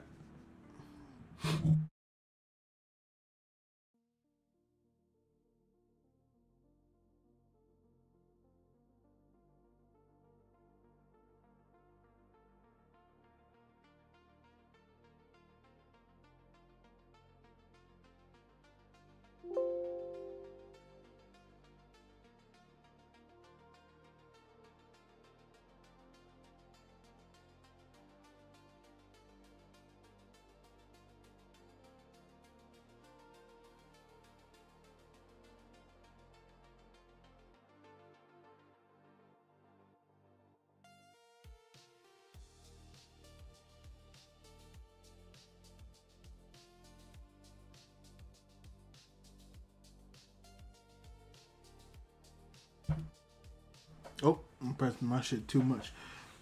Next on the docket that we have is, in fact, oh my god, it's like klutzy school monitor and gal with short skirt or something like that. I'm just gonna call it klutzy and short skirt, and even then, that alliteration, not alliteration, but that wordplay or wording is so fucking weird because, like, I don't say klutz, so saying it weird, whatever. Oh. I was expecting klutz and short skirt to be kind of not bottom of the barrel, but definitely just like it's one of those animes, it's gonna do weird stuff, it's gonna be this, it's gonna be that. But you know what? I found myself having a lot of fun with this. At Sigmonka6741 said, Ren Shengju Xiang Yi Tiaolu, Ni Bu Duan Kion Jin. Jin Tian Ni Zai Zheli, Minj Tian Ni Ju Yi Li Chu, Yushi Ni Wan Yao, Yushi Ni Ting Shen Er Chu, Yushi Ni Bei Dui Fun, Mei Yi Shan Hun and De Men Hao Dao Yin Kang Ju Yi Gei Shi Ji, Zai Na Li, Yu Yubu Zai Kun Rao Ni, Zai Na Li, Yonggan Jersey Yu Zi Zai, Lian Ren Oro Siang Tian Ji, Law bar, Jen wo yi chi chu yuan fang de bayan. Wo menjiang horobu yu de chompo hua yuan de wai kiank. Jin tian sheng chia de shi jian bu duola, shida, ren sheng ju xiang yi tiao gao su gong lu. Wo xiang che yi shi cheng. Ru guo ni yu wo tong zin. Nami wo xiang che yi shi cheng. So I have to put that in Google Translate because oh my god, I don't know what you said. I don't know what you said. But hi.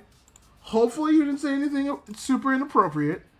Well, we're going to take this time to look over what you said because oh my god, I do not know. So give me a quick second there, buddy, old pal of mine. Life is like a road. You are constantly moving forward. Today you stand here, tomorrow you have already departed. Sometimes you stop low, sometimes you stand tall, sometimes you turn your back to the wind. Behind every dimly lit door is a hidden world, a place where melancholy no longer haunts you, where the brave roam free, and where lovers soar through the skies. Come join me on a journey of distant shores. We will burst through the curtain walls without a moment's hesitation. There is a little time left in this day. Yes, life is like a highway. I want to drive through the night. If you will ride alongside me, then I will drive through the night. Wow, that's a lot. I don't know how to. I don't know if you were just making a declaration of some kind, or if you were just you just wanted to say shit. I appreciate it. It actually sounds quite lovely. I'm not saying that. Shit's the wrong word. It's quite lovely. It really is. Just oh my god. Oh my god, it's so much. But I don't know if that was a thing towards me. I don't know if that was if you're just saying that. But it was very lovely. And it was very nice. I don't know how to respond to that. But it was very lovely and it was very nice. Jesus Christ. So yes, the klutzy monitor and At Sigmonka6741 said, Red heart, red heart, red heart. Okay, good. It was positive. Okay. All right. I'm about to say, I sat there and I was just like, oh, that was a lot. But also, that was very lovely to say. So, yes, thank you for that. That was actually very beautiful. That was actually very, very beautiful. But yeah, I was expecting this anime to be very bottom of the barrel. Very just like low and not. But I think what really helped this anime stand out for me was how much they kind of lean into chaos. Which I think is a positive. It's a very positive for the show. Because this could have been just kind of like, you know, simple like class monitor stuff, all that. But the class monitor definitely plays more into like the super aggressive like, halt! You should not do that. You should be the blah blah blah blah blah blah. You should not be wearing your short skirt so that you need a 5 inches off the top. You could do that stuff and all that like jazz. And then there's the girl who's obviously like, you know, super over the top too with her shit. But like, I don't know. I think it's just charming to see. I think just silliness in anime can just really help like a what would necessarily be like a whatever dull story into just like something super fun. Also, I do like how just colorful and vibrant this show is, because like you see them and you see like how they interact and all that stuff. I also do like this fact that it's obvious that like everyone around the two characters, the short skirt girl and the klutzy hallway monitor, I do like how everyone can already tell that like, oh yeah, there's something there between these two. They're obviously like interacting in a certain way. They're doing this, they're doing that. Like it's like an open secret at this point. But the klutzy monitor is obviously just like so socially oblivious that he just like can't tell. But also kind of it's the same thing as marriage toxin. He hasn't had a lot of friends. He hasn't had a lot of like social interaction due to his family. So it's kind of like, yeah, I'm not I'm not really necessarily like that. I think I like this archetype that anime has had with recent anime, where like that person, that like klutz or that socially inept person, isn't like a super problematic weirdo. I mean, the only anime that really has done that in recent memory is fucking Rent-A-Girlfriend, and that's a whole fucking issue within itself. Which is fucking just dumb. It's stupid. Rent-A-Girl's dumb. Rent-A-Girl's dumb. Rent-A-Girl's stupid. Rent-A-Girl's so dumb, and I fucking hate it. It's garbage. It's garbage fucking slop. Yo, I'm here. Hey, Frosty, how you doing, man? No Friday Night Funkin' today, but we are just yapping about anime and bringing some of my anime content back so I could, do certain things and whatnot. But yeah, like it's really nice. It's really cool. I mean, grilled cheese. Hey, grilled cheese is good. Grilled cheese is real fucking good. That's nice. Question: what cheese do you put on your grilled cheese? That's really random, but what cheese do you put on your grilled cheese? I'm very curious to know that. If you don't mind me, if you do not mind me asking. But yeah, man, like it's kind of nice to see that trope not be as toxic and not be as problematic or dumb as it once was before. Like I very much like it for it being like, oh yeah, no, he's just like a klutz, and he's just like, it's like he's not bad, and he's like aware that he's socially inept, but also knows that like, no, I'm kind of just happy the way I am. Like I'm trying to make the best of it. Like the class monitor isn't a problem. Like obviously he's a problem in the sense of like school rules, but like, normal society would probably look at him pretty fondly. Probably look at him as a really hard worker too. Like he would be like, unfortunately, he would be like a whipping boy or the pack meal at like an office job, unfortunately. But he would kind of accept it because he's just like, at least I'm being involved. Like I appreciate it. Like fuck it. Which is like both depressing to think about, but also very nice in the same way. It's very weird. It's very, very weird. But I think what does help this anime is the overtopness. Just the fact that everything's silly. Oh, especially with the committee's health advisor. Oh my god. The fact that he is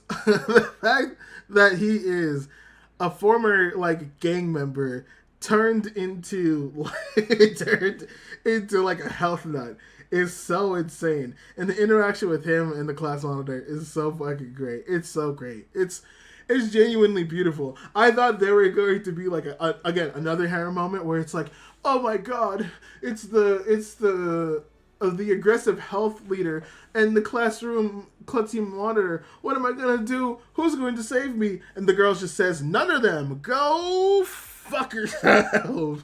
Which is very beautiful. Like that first whole episode and seeing like, I think that was the pinnacle of seeing them like power up trying to save her, and then her like going Super Saiyan like gold Frieza or whatever the fuck, and just punching them both of them, being like, I don't want either of you to fucking touch me right now. I put fake cheese in my grilled cheese. So American craft grilled cheese. I see. It's a classic. I still like my Swiss and provolone, but you can never go wrong with a good American craft grilled cheese. It's always fucking peak. It's fucking peak sauce.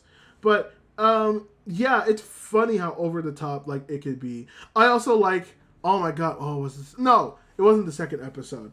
I also like her friends too. A lot of these romances also, I feel, have to do a lot with like how the friends interact, because sometimes you'll have side plots that are very interesting, like Blue Box, or you'll have friends that are like, they obviously know and they're supportive, but they like add to the fuckery in some way, like Miss Nagatoro. And in the klutz and short skirt, that's exactly what they do. They just add to the fuckery, but it's so fun, and they have their own little thing too. Like those are the type of friends that are like so good to have. The ones that will like fuck with you, but it won't ever be bad. Because in like, I think it was like the third episode, there's a story of like the short skirt girl trying to find her lunch, and they like look all around school trying to find it, but the class monitor accuses one of her friends, and she just plays into it, just doing the like, oh, you found out my trick, you found out that I was the villain, and playing in like thinking it was one of his bits, and he's like, you know what, I'll go along with one of these bits, why not, this is fun, kind of fun.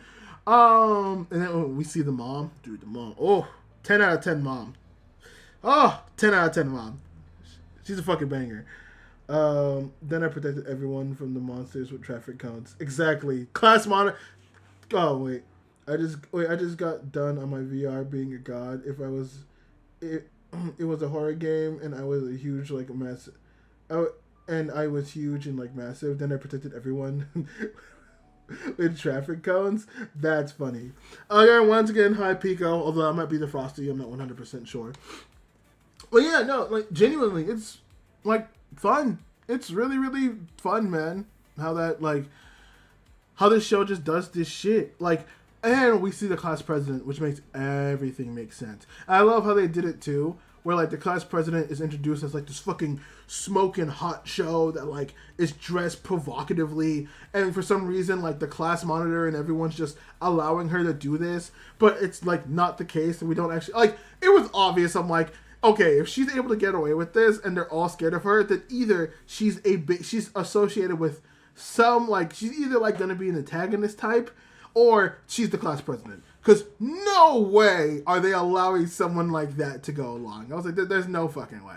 And, yeah, we find that out. And then we see the vice president, who is actually the rich one.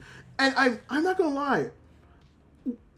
I liked the story between the klutz and the short skirt. I kind of wish, if by any chance we get an actual spin-off just following the student council, because like one thing I wasn't expecting the show to do was have that like really nice interaction of like, oh yeah, it's like oh yeah, like sure, it's like these things where you go on and they have their goofy moments and stuff like that. But there is actual genuine moments of them trying to be like tough and actually trying to be good and stuff like that. So it's just like, oh yeah, how about we do like a fundraiser? And so it's like the hardworking president versus the rich vice president, which the vice president is loaded. Like he comes to a limo, he does all this stuff. And as he's trying to like beat her, and I had this thought too, I'm like, wait, you're rich. Technically, you could just put your own money in and you'd be fine. And the funny part about it is, I don't think the vice president would have cared either way, but I think it does matter that, like, the president's like, hey, I saw you working last night at, like, in the rain, working in the traffic to put, like, your own money in. And I'm like, it's like, yeah, I could have put my own money in, but it didn't feel right for the competition. So there's, like, a nice little bond. And, like, that alone really made me want to see, like, a full-fledged, like, separate anime just following the committee. Like, I would have really appreciated that. I love anime. You know what? I'm glad. And you know, and to be fair, you guys are Friday Night Fucking fans, so I'm not surprised that Friday Night Fucking fans like anime, which is hey, that's the trap. You come for the Friday Night Funkin' and you fucking stay for the anime. That's right, motherfuckers. I got you. We're gonna be yapping about this shit. Nah, but it's funny. But yeah, man, this anime, I wasn't expecting this anime to be as like super like impactful and stuff as I thought it was. Or super like crazy as it's crazy as I thought it was. So like I really appreciate how fun this was. Hey homie, I enjoyed your stream. I had some suggestions I wanted to share with you, but I don't want to spam your chat. Let's get on Discord. It's okay if you want to spam my chat. I'm not. If you want to spam the chat with some suggestions, that'd be fine. I'm okay with you doing that. I'm probably not gonna accept Discords just out of the blue like that because I want my Discord to be kind of but for now, yeah, you can just spam them in chat. That's fine. The Geek chat doesn't have the speech chat, unfortunately, but you can go ahead and spam it if you like. DBZ. I like DB. Okay. I like Dragon Ball. I like what it's done. Dragon Ball, the original, is goated. It's probably my most favorite. Super is my second favorite. I like Dragon Ball Z, but going back to it, it's very hard to watch. And I'm not the type of person who's like, oh, old anime is so hard to watch, blah, blah, blah. Because I will go back and watch Outlaw Star. I'll go back and I'll watch Trigun. I'll go back and I'll watch Cowboy Bebop, Samurai Champloo, The Big O, Astro Boy. It's just DBZ and how it did shit fucking was not great. That's why I think Super is a great improvement to that, and the movie's also a great improvement to that. We also don't talk about GT because GT was a fucking mess. And the only two good things to come out of GT was Super Saiyan 4 and Baby, which I hope they put Baby in future Super things. But Super Saiyan 4 is in Dragon Ball Daima, and Daima was fun. Daima was a weird tangent, but that was fun. My favorite anime is Jujutsu Kaisen. It's a banger anime. The manga I have issues with, and if the anime doesn't change that, I will have also issues with, but it is fun. It is very, very fun. Let me go ahead and switch, though, because we are done with the klutz, and we are going to go to the next anime.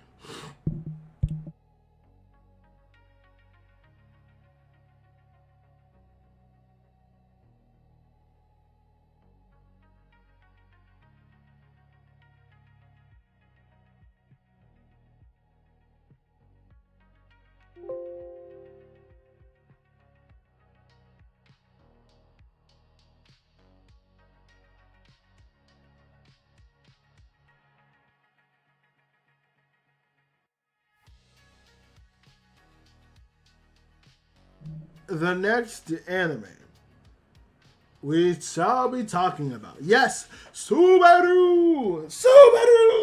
We'll be talking about ReZero Season 4. So just to recap how I feel about, like, just ReZero as a whole. Season 1, I fell in love with. It was great. It was awesome. At the time, it was definitely, like, one of the anime that caused the infestation of isekai that we have now, but I still love it regardless for what it is. Season 2, a lot of people hate, and I understand it, but I think it was very important and very integral to everything that we built up, and I feel like I was kind of proven right with Season 3, as, oh my god, Season 3 was 100% like the best ReZero has been so far. It is peak. All of Season 3 is like fucking peak and amazing and good. It's fucking, oh, right on the fucking money. I just fucking want to come just thinking about it. And so now, as we have now done all that, we don't have to wait like years now or 5 years for the next season to come out. Season 4 is already on the way, and it's already going. And I'm not gonna lie, I'm fucking with this season hardcore. So at first, so I like the format that it does as well, where we get like, we basically start where we started with Season 3 at Season 4. With the aftermath in the city, we see all the terror that, like, specifically gluttony and lust caused. Wrath did cause issues, and pride also caused issues. But, like, those were, like, semi kind of fixed onto just, like, one particular thing. So it's definitely one of those things where it's just like, yeah, these were, like, problems, but they weren't, like, too bad of problems. Also, give me a second. I am going to change. Oh, baby, don't fall. Okay, hold on. I'm gonna help you. Real quick. Hold on.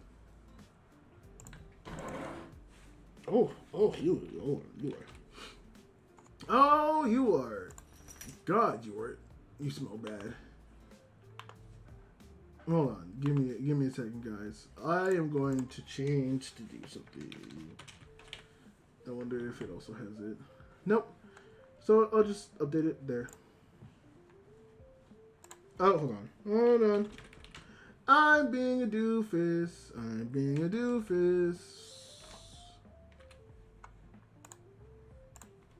Okay, hold on. Give me a second. Give me a quick second. Come on. I know you want to go. You seem like you want to leave. Go. Be free, my love. Bye-bye.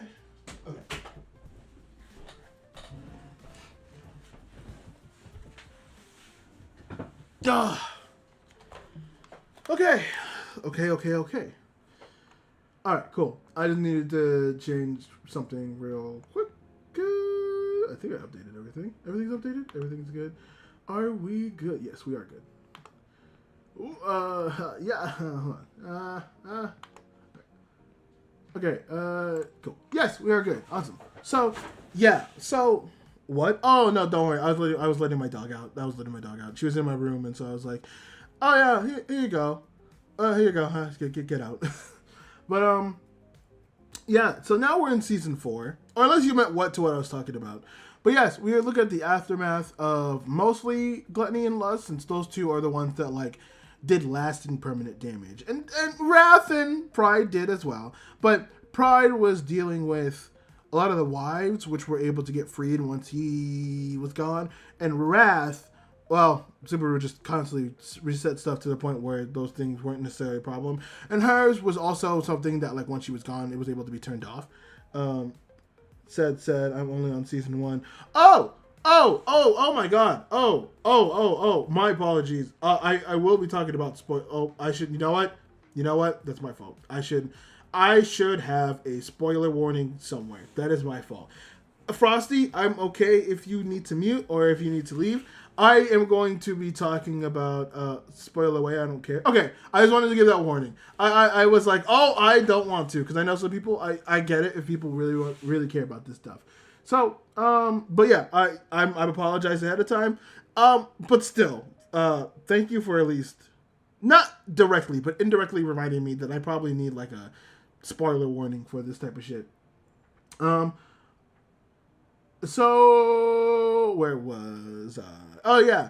And so like one of these people that had this unfortunate situation is Julius. Julius ended up having that situation happen to him, unfortunately, and now no one really remembers him. So it seems like with the way Gluttony works, they can either take your name or they can take your memory. If they take your name, people forget who you are, but all your memories are kind of intact. If they take your memories, that they did with Crucian, everyone remembers Crucian, but no one remembers her.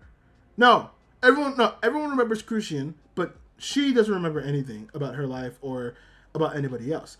And if you get your name and your memories taken away like Rem, well, you just go into a can't-talk state. That really fucking pissed me off. But they all sit there and they're like, okay, well, we have all this bullshit. There's a lot of things. Is there a way to fix it? And they're like, yes, there's a sage over at the desert of wherever the fuck land I cannot remember the name of. And so we got to go over there and deal with it. And so we got to go over there and talk to the sage. Hopefully they can fix some shit. And so, they regroup at the mansion. They talk about the plans. They do all their stuff. And then they start heading out. The big thing we find out is Anastasia is not actually Anastasia, which I also caught a little bit. Like, I remember when I was talking about ReZero, I sat there and I'm like, dude, Anastasia's being, I feel like, a little bit aggressive, I feel. Like, more aggressive than she is, because, like, usually she's not, but she's, like, way more, like, straightforward and cold, which kind of felt weird. But it makes sense because this Anastasia is not the Anastasia we know. It's a spirit that she was bonded to, kind of like how, oh my god, is it Puck or Peak? I forget. But the spirit that Amelia has that helps her out, that, oh my god, the spirit that helps out Amelia, I'm assuming it's kind of the same thing as that. And so something's happened to her. They don't necessarily go into detail, but she is very, so yeah, that's how that happened. It's that the live chat didn't appear on your screen for the past 2 minutes. Try using a mobile device to view comments for you. In real time? Well, I don't know.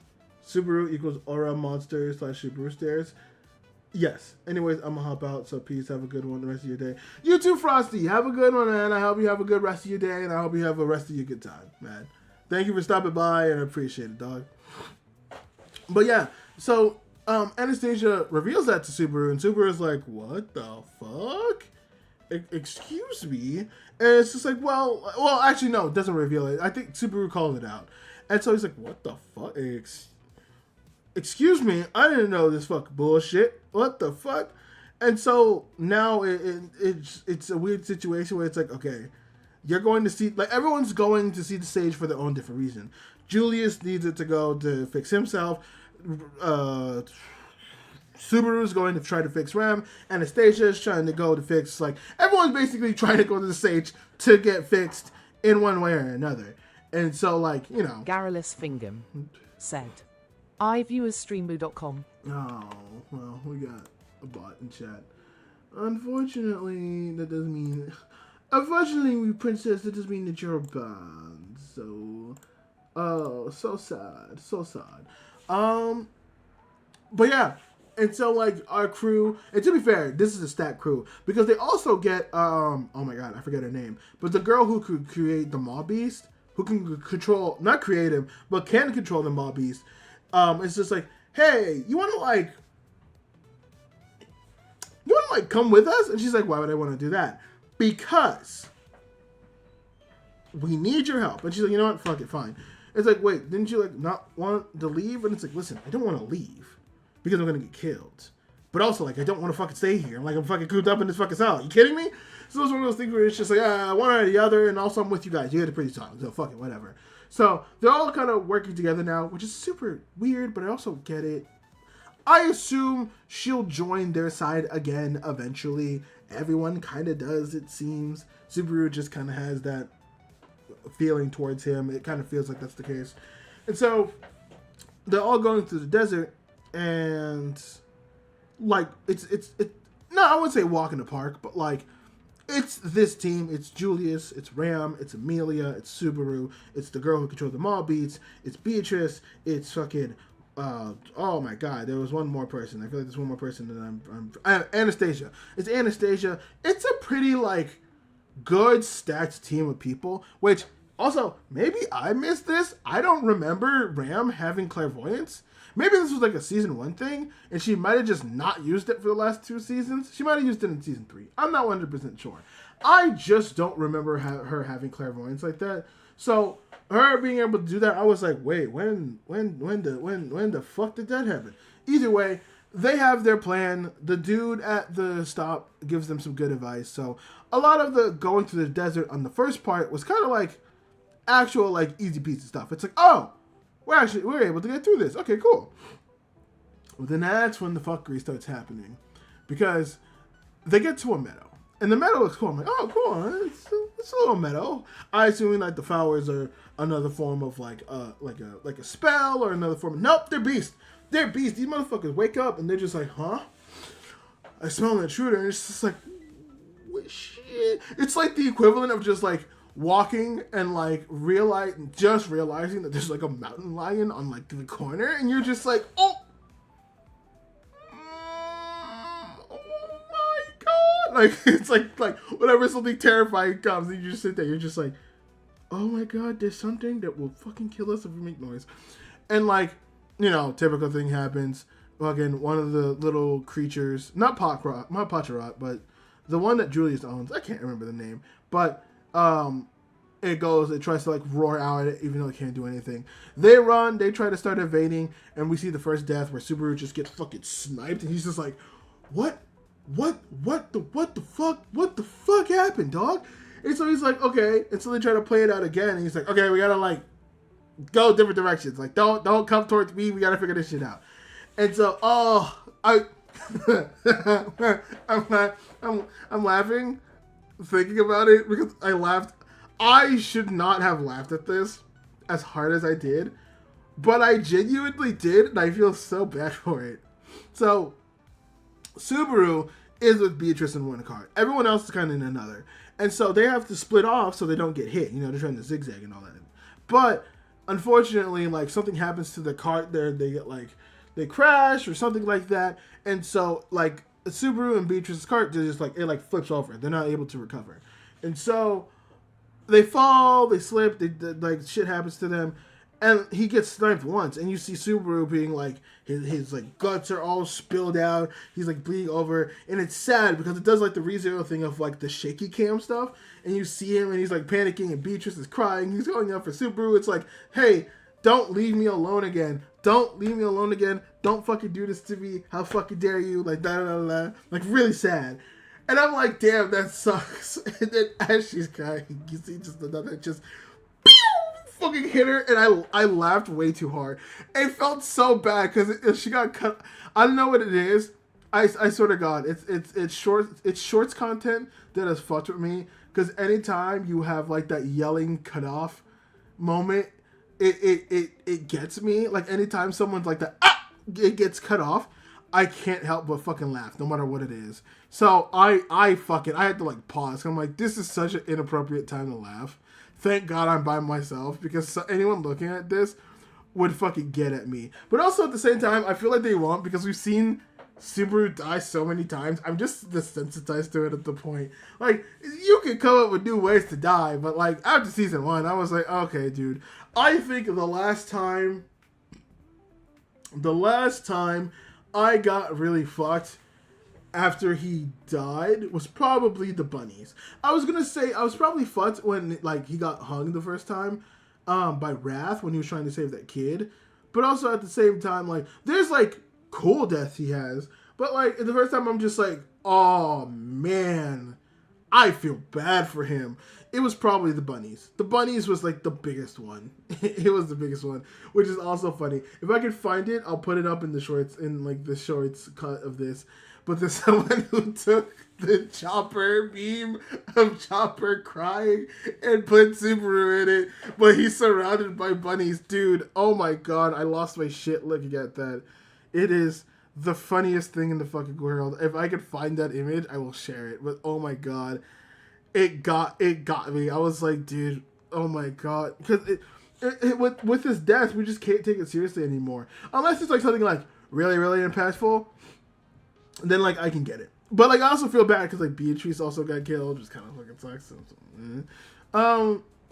But eventually they're able to like figure it out in a sense, which also at the same time, this frustrates me a little bit. So instead of Subaru, the third time around, he's like, okay, I know what to do. I'm going to calm down the creature.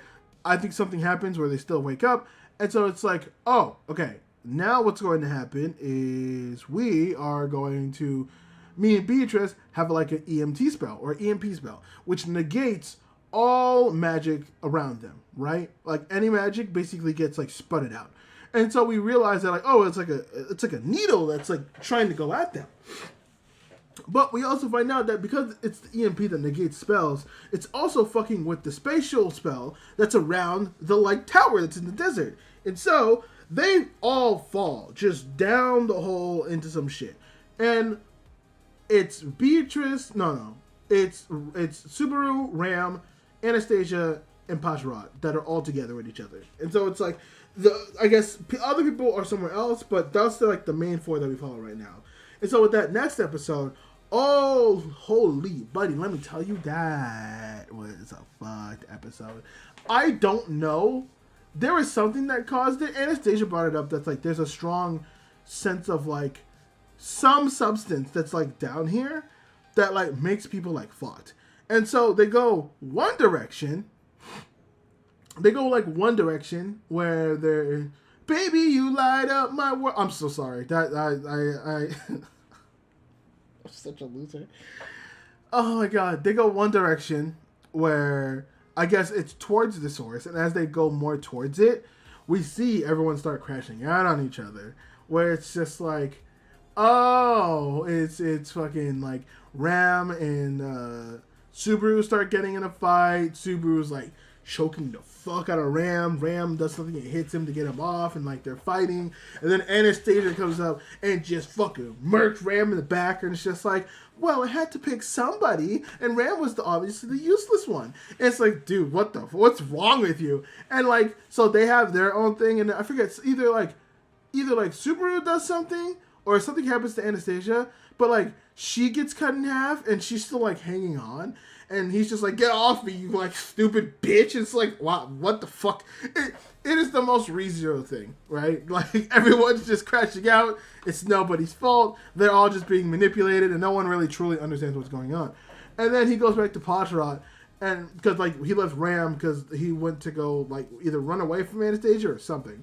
But he comes back to Ram. Pajrat's eating Ram, and then Pajrat goes up to Subaru. He's like, hey, you stupid bitch. He like kicks her or something. He's like, hey, you stupid bitch, are you listening? It's like everyone's crashing out. It was the most insane thing. I was like, what?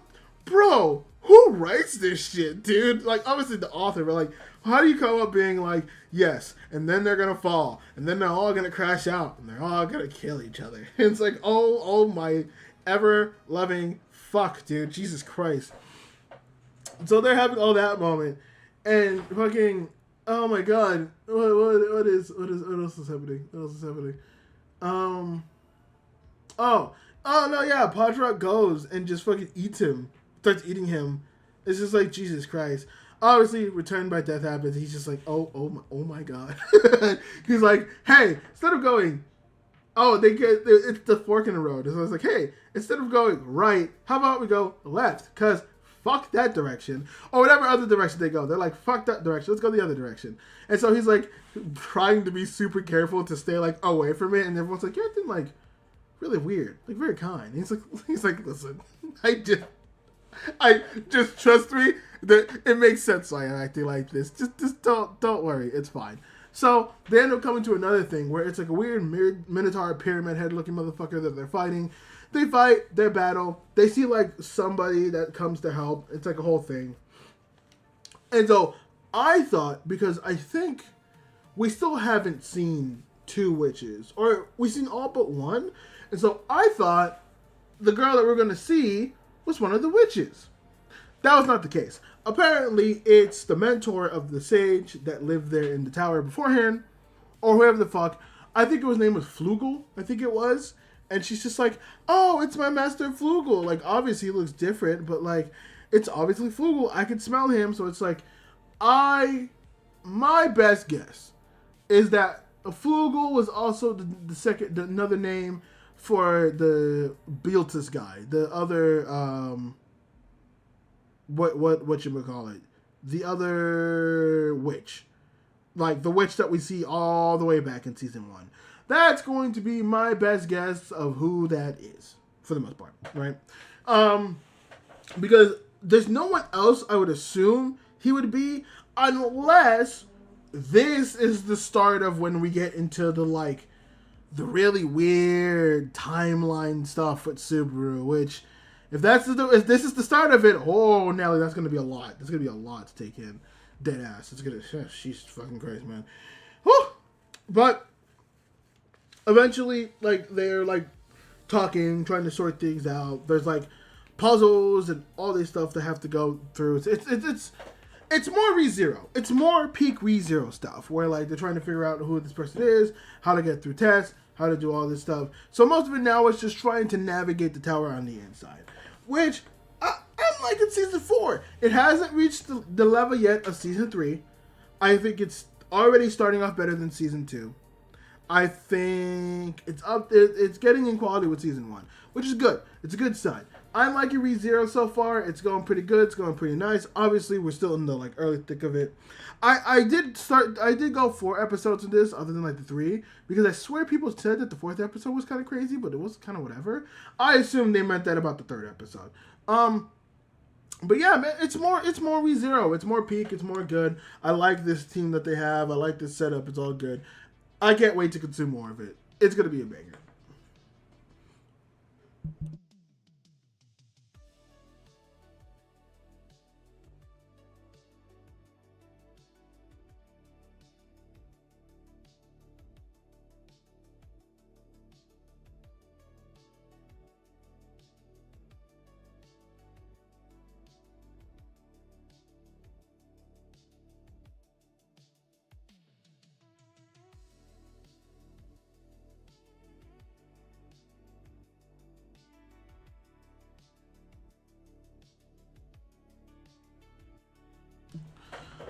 All right, next anime we're going to be talking about is Agent of the Four Seasons, and this anime is so good.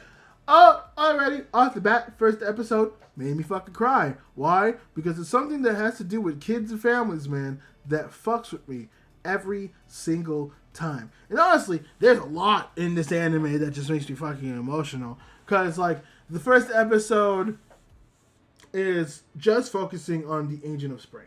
And that whole thing where, well, obviously there was a lot of things that apparently happened. We do learn about everything that happened and we get that knowledge. But it's more just like, you know, getting in the crux of what this anime is going to be exploring. And it's basically this Agent of Spring and her protector, Sakura. I don't know why I can't remember the girl's name. Maybe it's in my notes. But, like, she's finally willing to come out and, like, after all the bullshit that she was going through, finally willing to come back to actually try to bring spring to people, because for a lot of the world, there's only really been like 3 seasons, so there's actually like a whole lot of people who don't really know what spring looks like and what spring is, and like a lot of misconstruing stuff. And we see like a good amount of struggle. Like obviously she talks like very different from people, and like, you know, initially you see that like she's not all mentally there because of stuff that happens, which makes sense later on. It makes a lot of sense later on. But that first episode is just establishing like what the anime is, who these 2 characters are that we're going to be following, and they're basically like their goal is, which is A, to bring spring back to the world, and B, to try to help the agent of spring overcome like overcome like the bullshit that the bullshit that they're feeling. Also, I think her name was Hinagi. I might be wrong, because I heard like many different ways to say her name, but I'm gonna go with Hinagi for now, because these names are fucking confusing. But yeah, Hinagi, the Agent of Spring, and Sakura, that's kind of their main goal. And like, my god, that first episode was harsh, because it's like it's the mixture of seeing someone having so much trauma and trying to like overcome that, and like seeing like this kid who's just like, I thought it was gonna be like, oh, like kid just being like, I thought the kid was gonna be the typical like, oh, like I've never seen spring, so you're the reason, like blah blah blah blah, and seeing somebody like change their mind. Instead, it's like, it's way more heartfelt, but way more of like, oh, I see the purpose of like, there are a lot of people that were affected by not having spring, and there's this kid who's like, the tourism's got down, and his father works at tourism, so he's getting fucked. All while his mom got sick, so his mom wasn't able to do a bunch of stuff, and so like, it's one of those things where it's just like, yeah, this kid has like it hurts for this kid, which is like, oh, that makes sense. I get that now. This kid goes off and he's just like, oh, makes fucking sense. No fucking wonder that this person feels like that. It makes like a lot of sense why they would feel like that. And so, because of that, oh, my fucking lips. Oh. Ah, Jesus Christ. Sorry. And so, like, the part that got me, man, was watching the kid fucking shoveling the snow from his mom's grave and being like, I want her to be warm because she's buried in so much snow. I don't want her to get cold. Everyone says I'm stupid for it, and I hate it. I'm getting emotional because I can't, dude. I can't with this shit. I can't with the sad fucking kid shit, man. It hurts. It hurts so much fucking doing it. I don't like it. I don't like it. I really don't. I really fucking don't. I mean, like, I like it in the storytelling, but man, it's so hard. It's so hard. Like, I don't like it, but like in the best way. Like in the, oh, it fucking hurts me so goddamn much. I fucking don't. I am that. Fucking hell. And so like, fuck my life. What are they talking about? Oh, right. And so, with all of that happening, it's very much like a lot for the kid, which it's fucking understandable. I get it. But to see Hinagi, the Agent of Spring, being able to bring spring, and like the kid sees spring for the first time, was honestly heartfelt, because it was just like, oh, finally, like it's like, oh, this like miracle. Oh, it's so hard, man. It's so hard. This show, the agent of the four agents of spring of seasons of the 4 agents, Jesus Christ, do a really just a wonderful job in making everything feel so deep and so passionate and so good. Like, I like it so much. It's so just, oh, there's so much weight to everything, especially in season 2, where we also see they also explore more dilemmas, where our focus this time is on the Agent of Winter. And now the Agent of Spring and the Agent of Winter were actually like really good friends, along with Sakura and the handler for the Agent of Winter. I forget his name. I'm not looking it up. It's just a lot. But that's when we get the backstory of like, oh yeah, like there was like oh my god, like not what, like a bad group. There's a bad group. I forget what they're called. It's like not like rival agency, but it was like a oh my god, I'm trying to think of what the fuck you call it. It's so hard. It's so hard. Insurgency group. There we go. There was an insurgency group that came to try to take Winter, but instead Spring protected Winter, and it was like a whole thing. There were shootouts. There was like people trying to save them, but instead Spring protected everybody, and it was like, hey, listen, don't take Winter. You can have me. And for like multiple years, like Spring was gone. No one knew Spring's whereabouts. No one knew like anything. And so this is the interesting thing that was pitched. This was the interesting thing that was pitched in the anime that I really like, and I hope we get to explore more of like the past, because I was really intrigued by this, where there's like each agent comes from a village. There's like the village of Spring, the village of Winter, the village of Summer, the village of Fall. And the village of Spring, after 5 days, called off the search. And the reason for that is because, well, we call off the search. Once the agent of Spring dies, a new one is going to be born. Just like that. It's basically like the Avatar. Once the Avatar dies, there's going to be a new Avatar born very, very soon. And so their whole thing was, okay, well, all we have to do is just wait it out, basically. And so Sakura's being like, they stopped their fucking search. That's insane. But the village of Winter was like, okay, we're not going to start our search because we want Hinagi to come back and we want her safe and sound. So come to the village of Winter. We're going to keep searching for her. And then like after 5 years, the village of Winter then called off the search. And Sakura ran away from that because she was like, you promised you'd help. You would promise you would save her. And on one hand, 5 years is a lot, and that does really suck, right? But also at the same time, I do actually get Sakura's logic, and it's actually sound for this anime. Because most people in this sense, right? Like, when, like, let's say if someone was kidnapped in a normal anime, you won't know what happened to that person. You don't know the situation with that person. You don't know if that person's alive or dead. So calling off the search at some point, yeah, it sucks, but it's also one of those things where it's just like, we don't fucking know. We genuinely don't know the state of that person. But with how the agents work, yes, you technically know if Sakura is still alive or not, because if Hinagi, sorry. If Hinagi is still alive, then Hinagi is someone... No. How am I supposed to phrase this? No, sorry. Sakura's right at getting mad at the village for giving up the search. Because if there's not a new agent of Spring that's already been born, or a new agent of Spring popped up yet, that means Hinagi's still alive. And if Hinagi's still alive, then there should be all the resources to try to find Hinagi. Especially since maybe you know what the agency is, maybe you know who like the insurgency group is that actually took Hinagi away.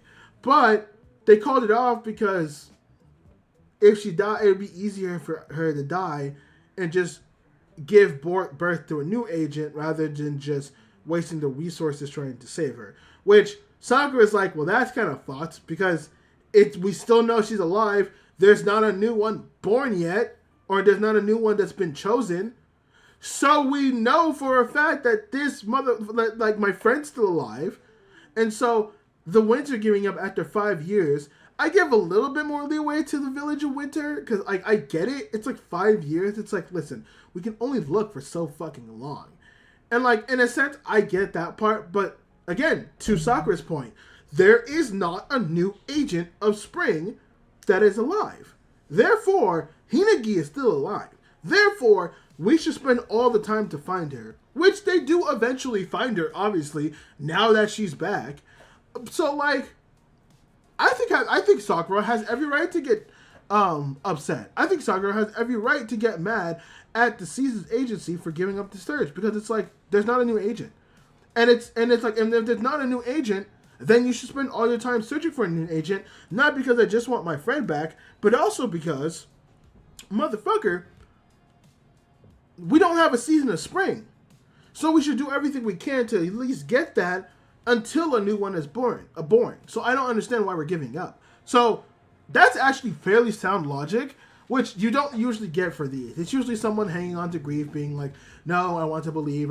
But like for Sakura, there was tangible hope. There was not a new Agent of Spring born for years. So it's one of those things where it's like, no, this makes sense. It makes a lot of sense why Sakura would hold on hope. And to her credit, it panned out because she got her friend back.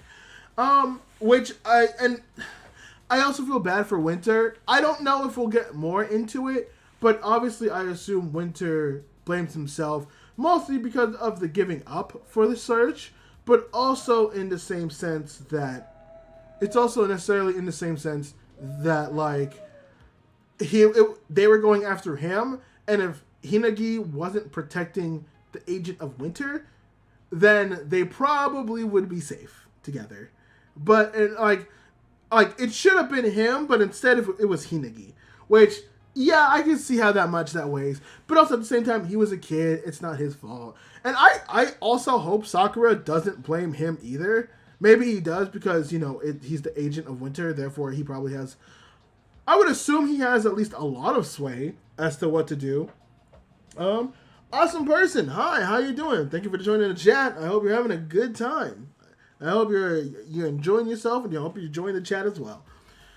So yeah, I get that, especially since we see Winter like not wanting to be the hero, but this definitely grieving and being like, I want to do something more. I want to be able to actually like change something. I want to be able to actually do something. I want to be able to actually like become something, which he does in like the second episode trying to save people, which I think is very nice.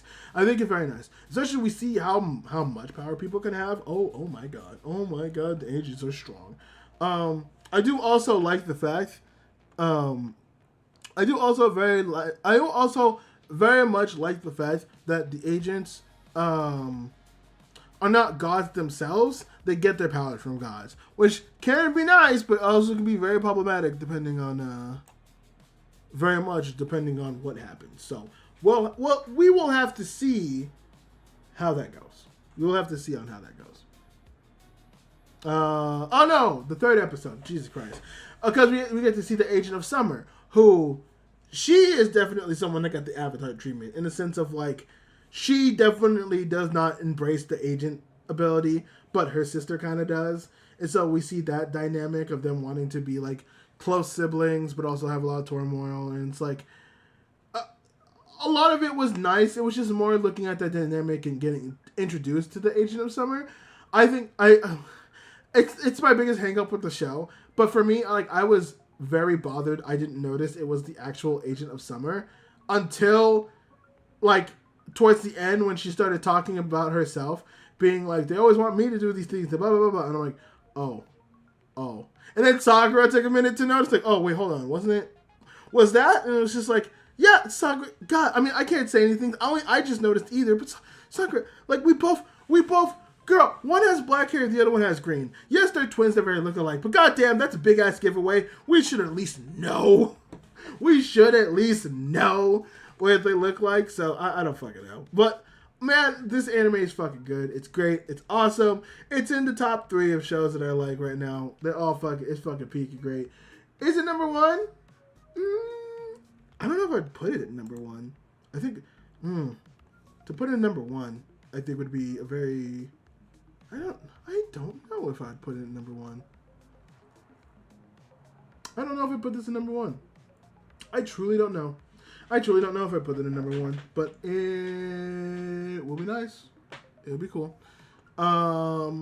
It's good. It's really, really fucking good. It's really, really fucking great, and I'm very, very, very motherfucking happy with it. I'm so happy with it, man. You have no idea how happy I am with this. This is fucking great.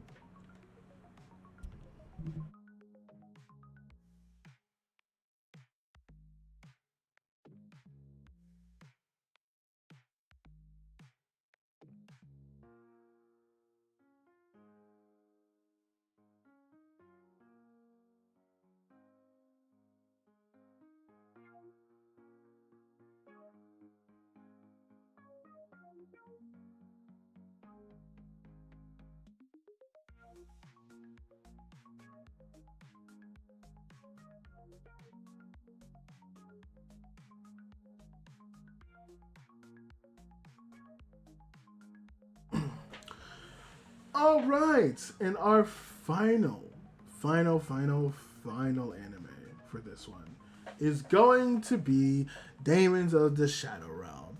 And oh my god, this will most likely be.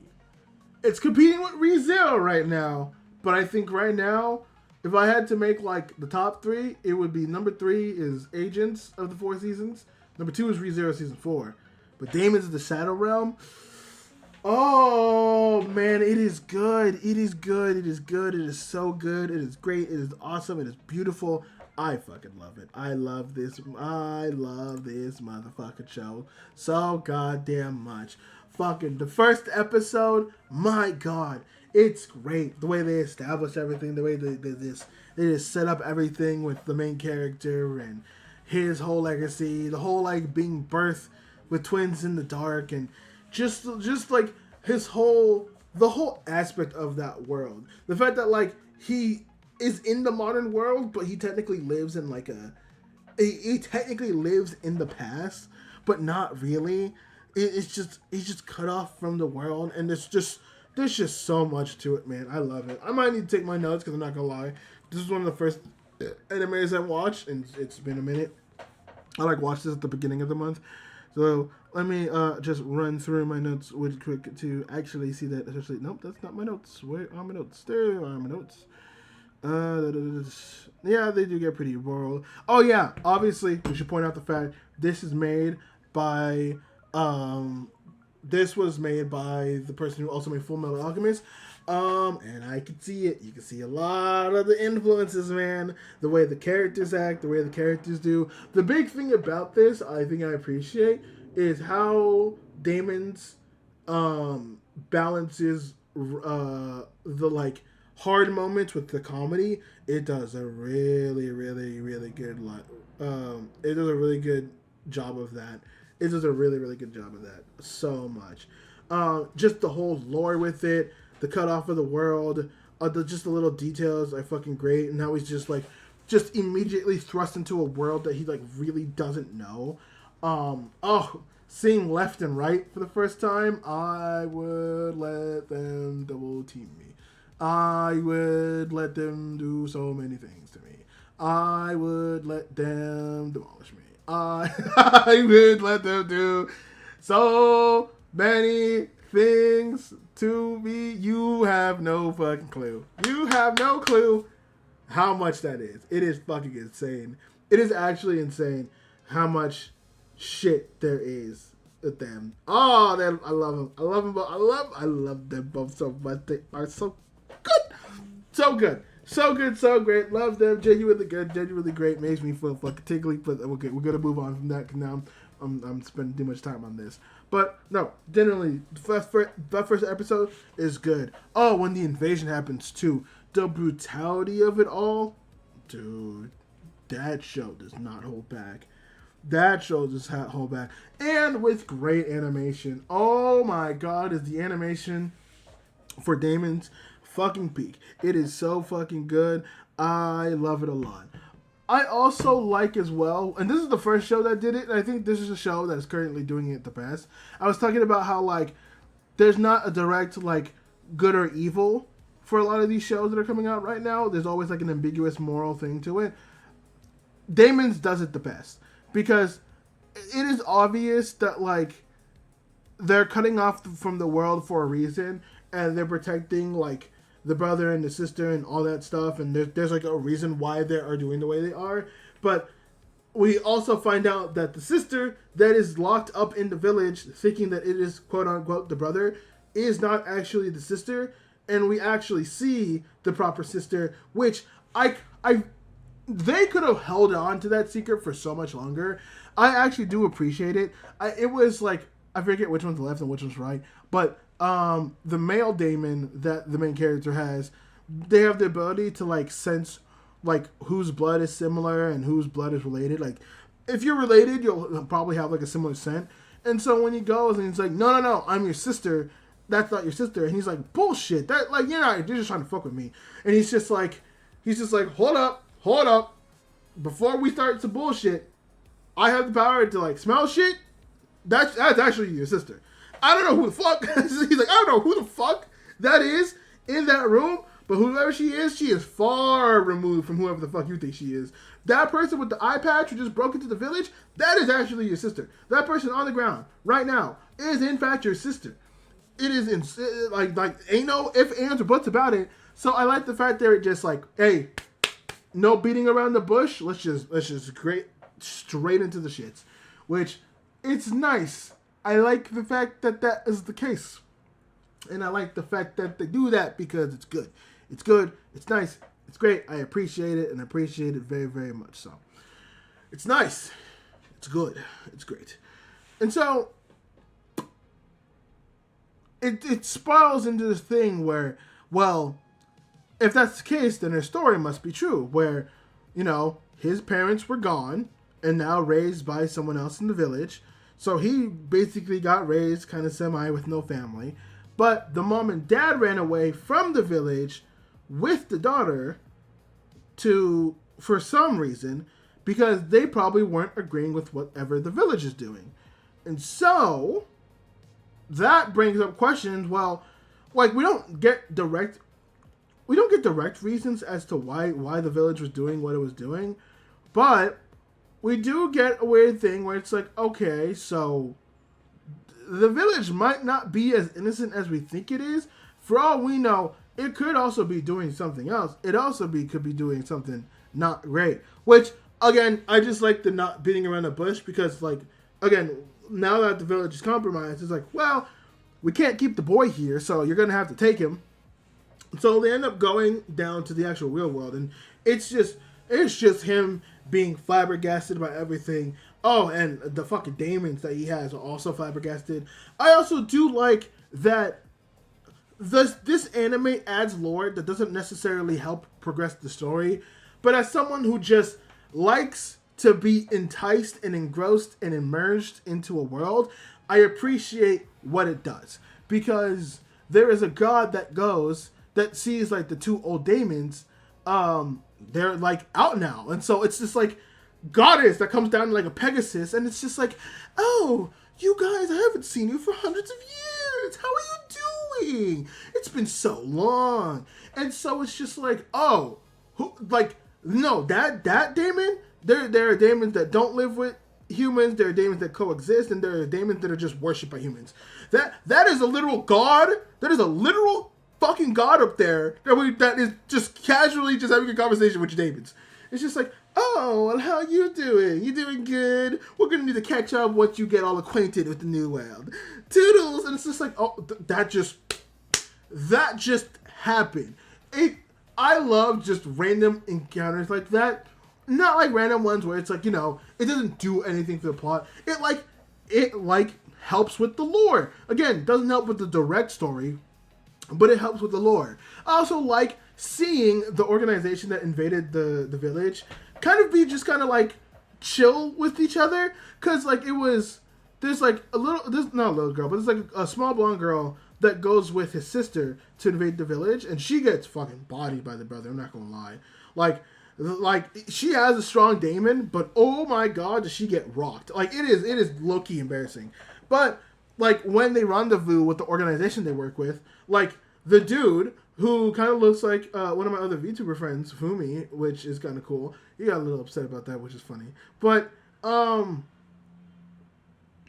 he meets up with them, and he's like checking up on them. He's just like, hey, like you guys okay? Like what happened? And like, they give him the information. Like some random motherfucker came and saved him, but like we're good. The village up there, all this shit. And he's like, okay, all right, cool. Like all that stuff, like pretty like casual things and whatnot.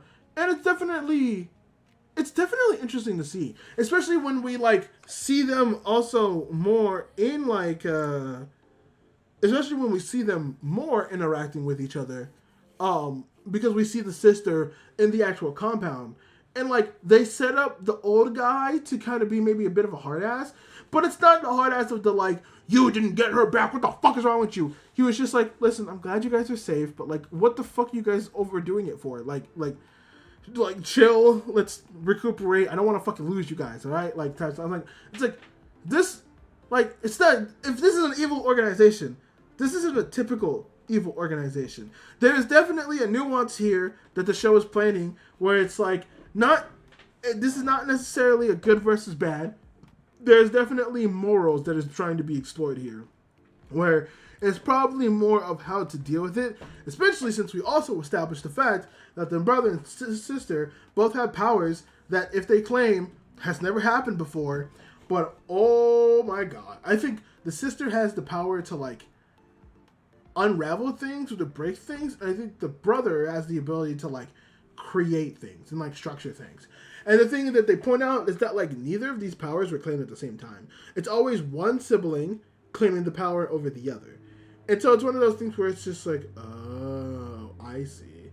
So like whatever, like we've never seen them claim powers at the same time. So whatever fucking happens is going to be kind of wild. It's going to be kind of insane to see.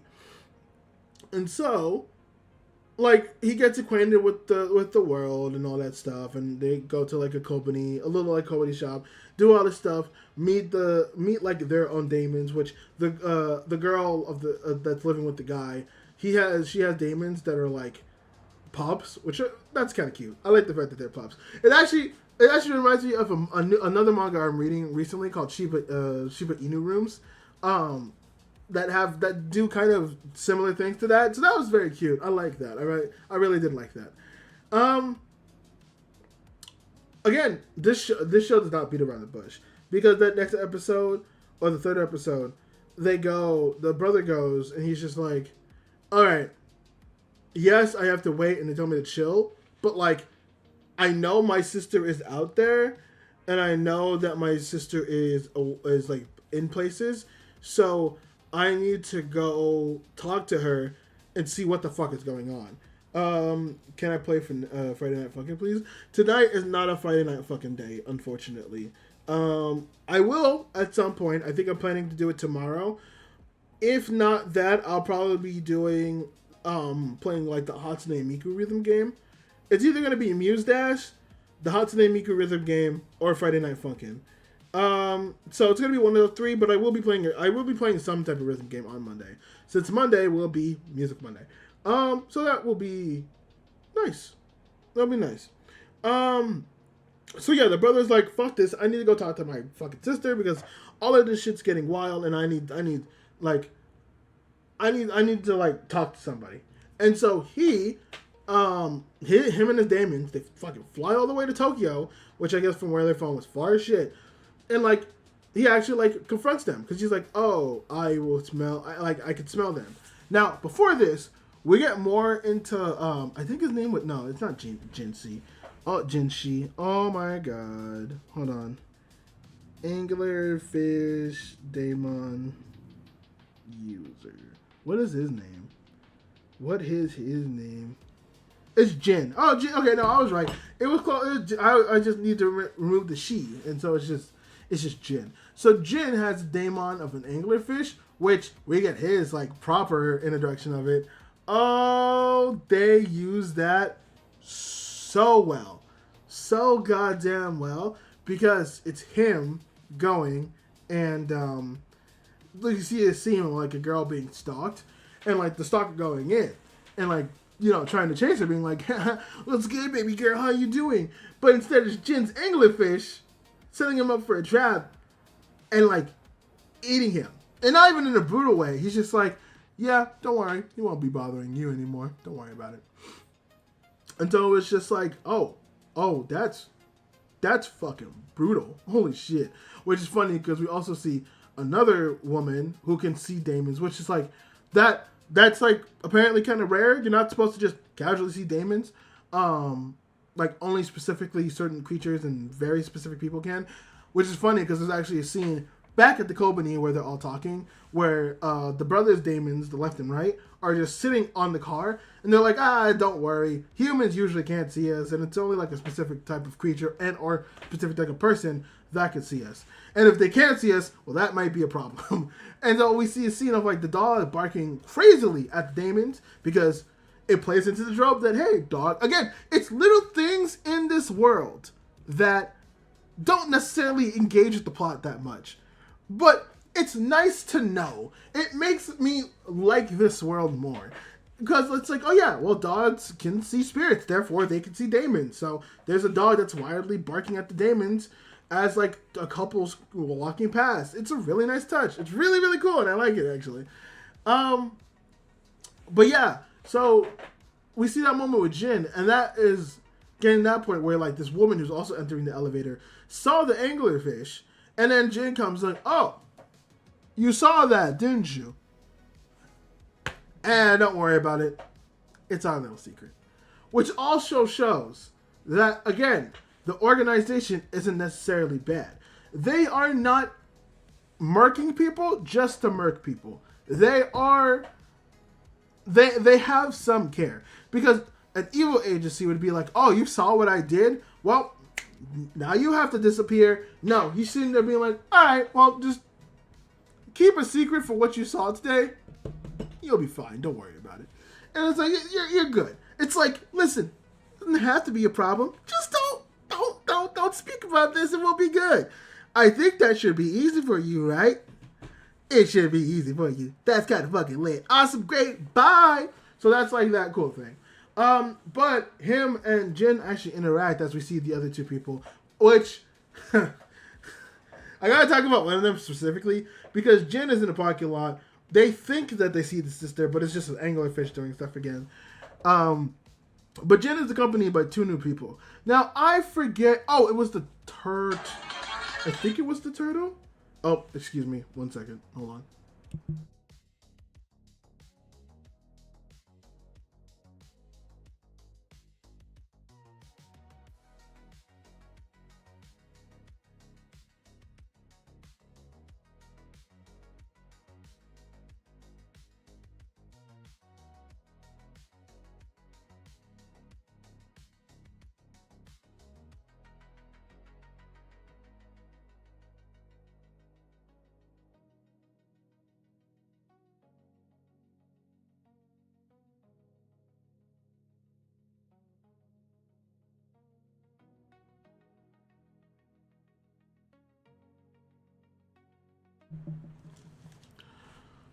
Okay, where did we leave off? Okay, I gotta do something, so I gotta wrap this up kind of quick. But Jin is trapped as the brother into like a whole thing, and so he traps him in like a, he traps him in his like anglerfish, and I gotta say, one of the dude's bunnies, kind of lit, but they have their own interaction. It's really good animation stuff. And he's like, again, it shows that like people here are not evil because. Again, the brother, if he got the upper hand, could have just murked them off. But he sits there, he's like, I don't even want beef. I just want to know what the fuck is going on. I was lived up in the village for years, immediately thrown into this world that I don't know about. And now, like, people are telling me that, like, oh, this is bad, but this is good. But obviously my sister's there, and that's my sister.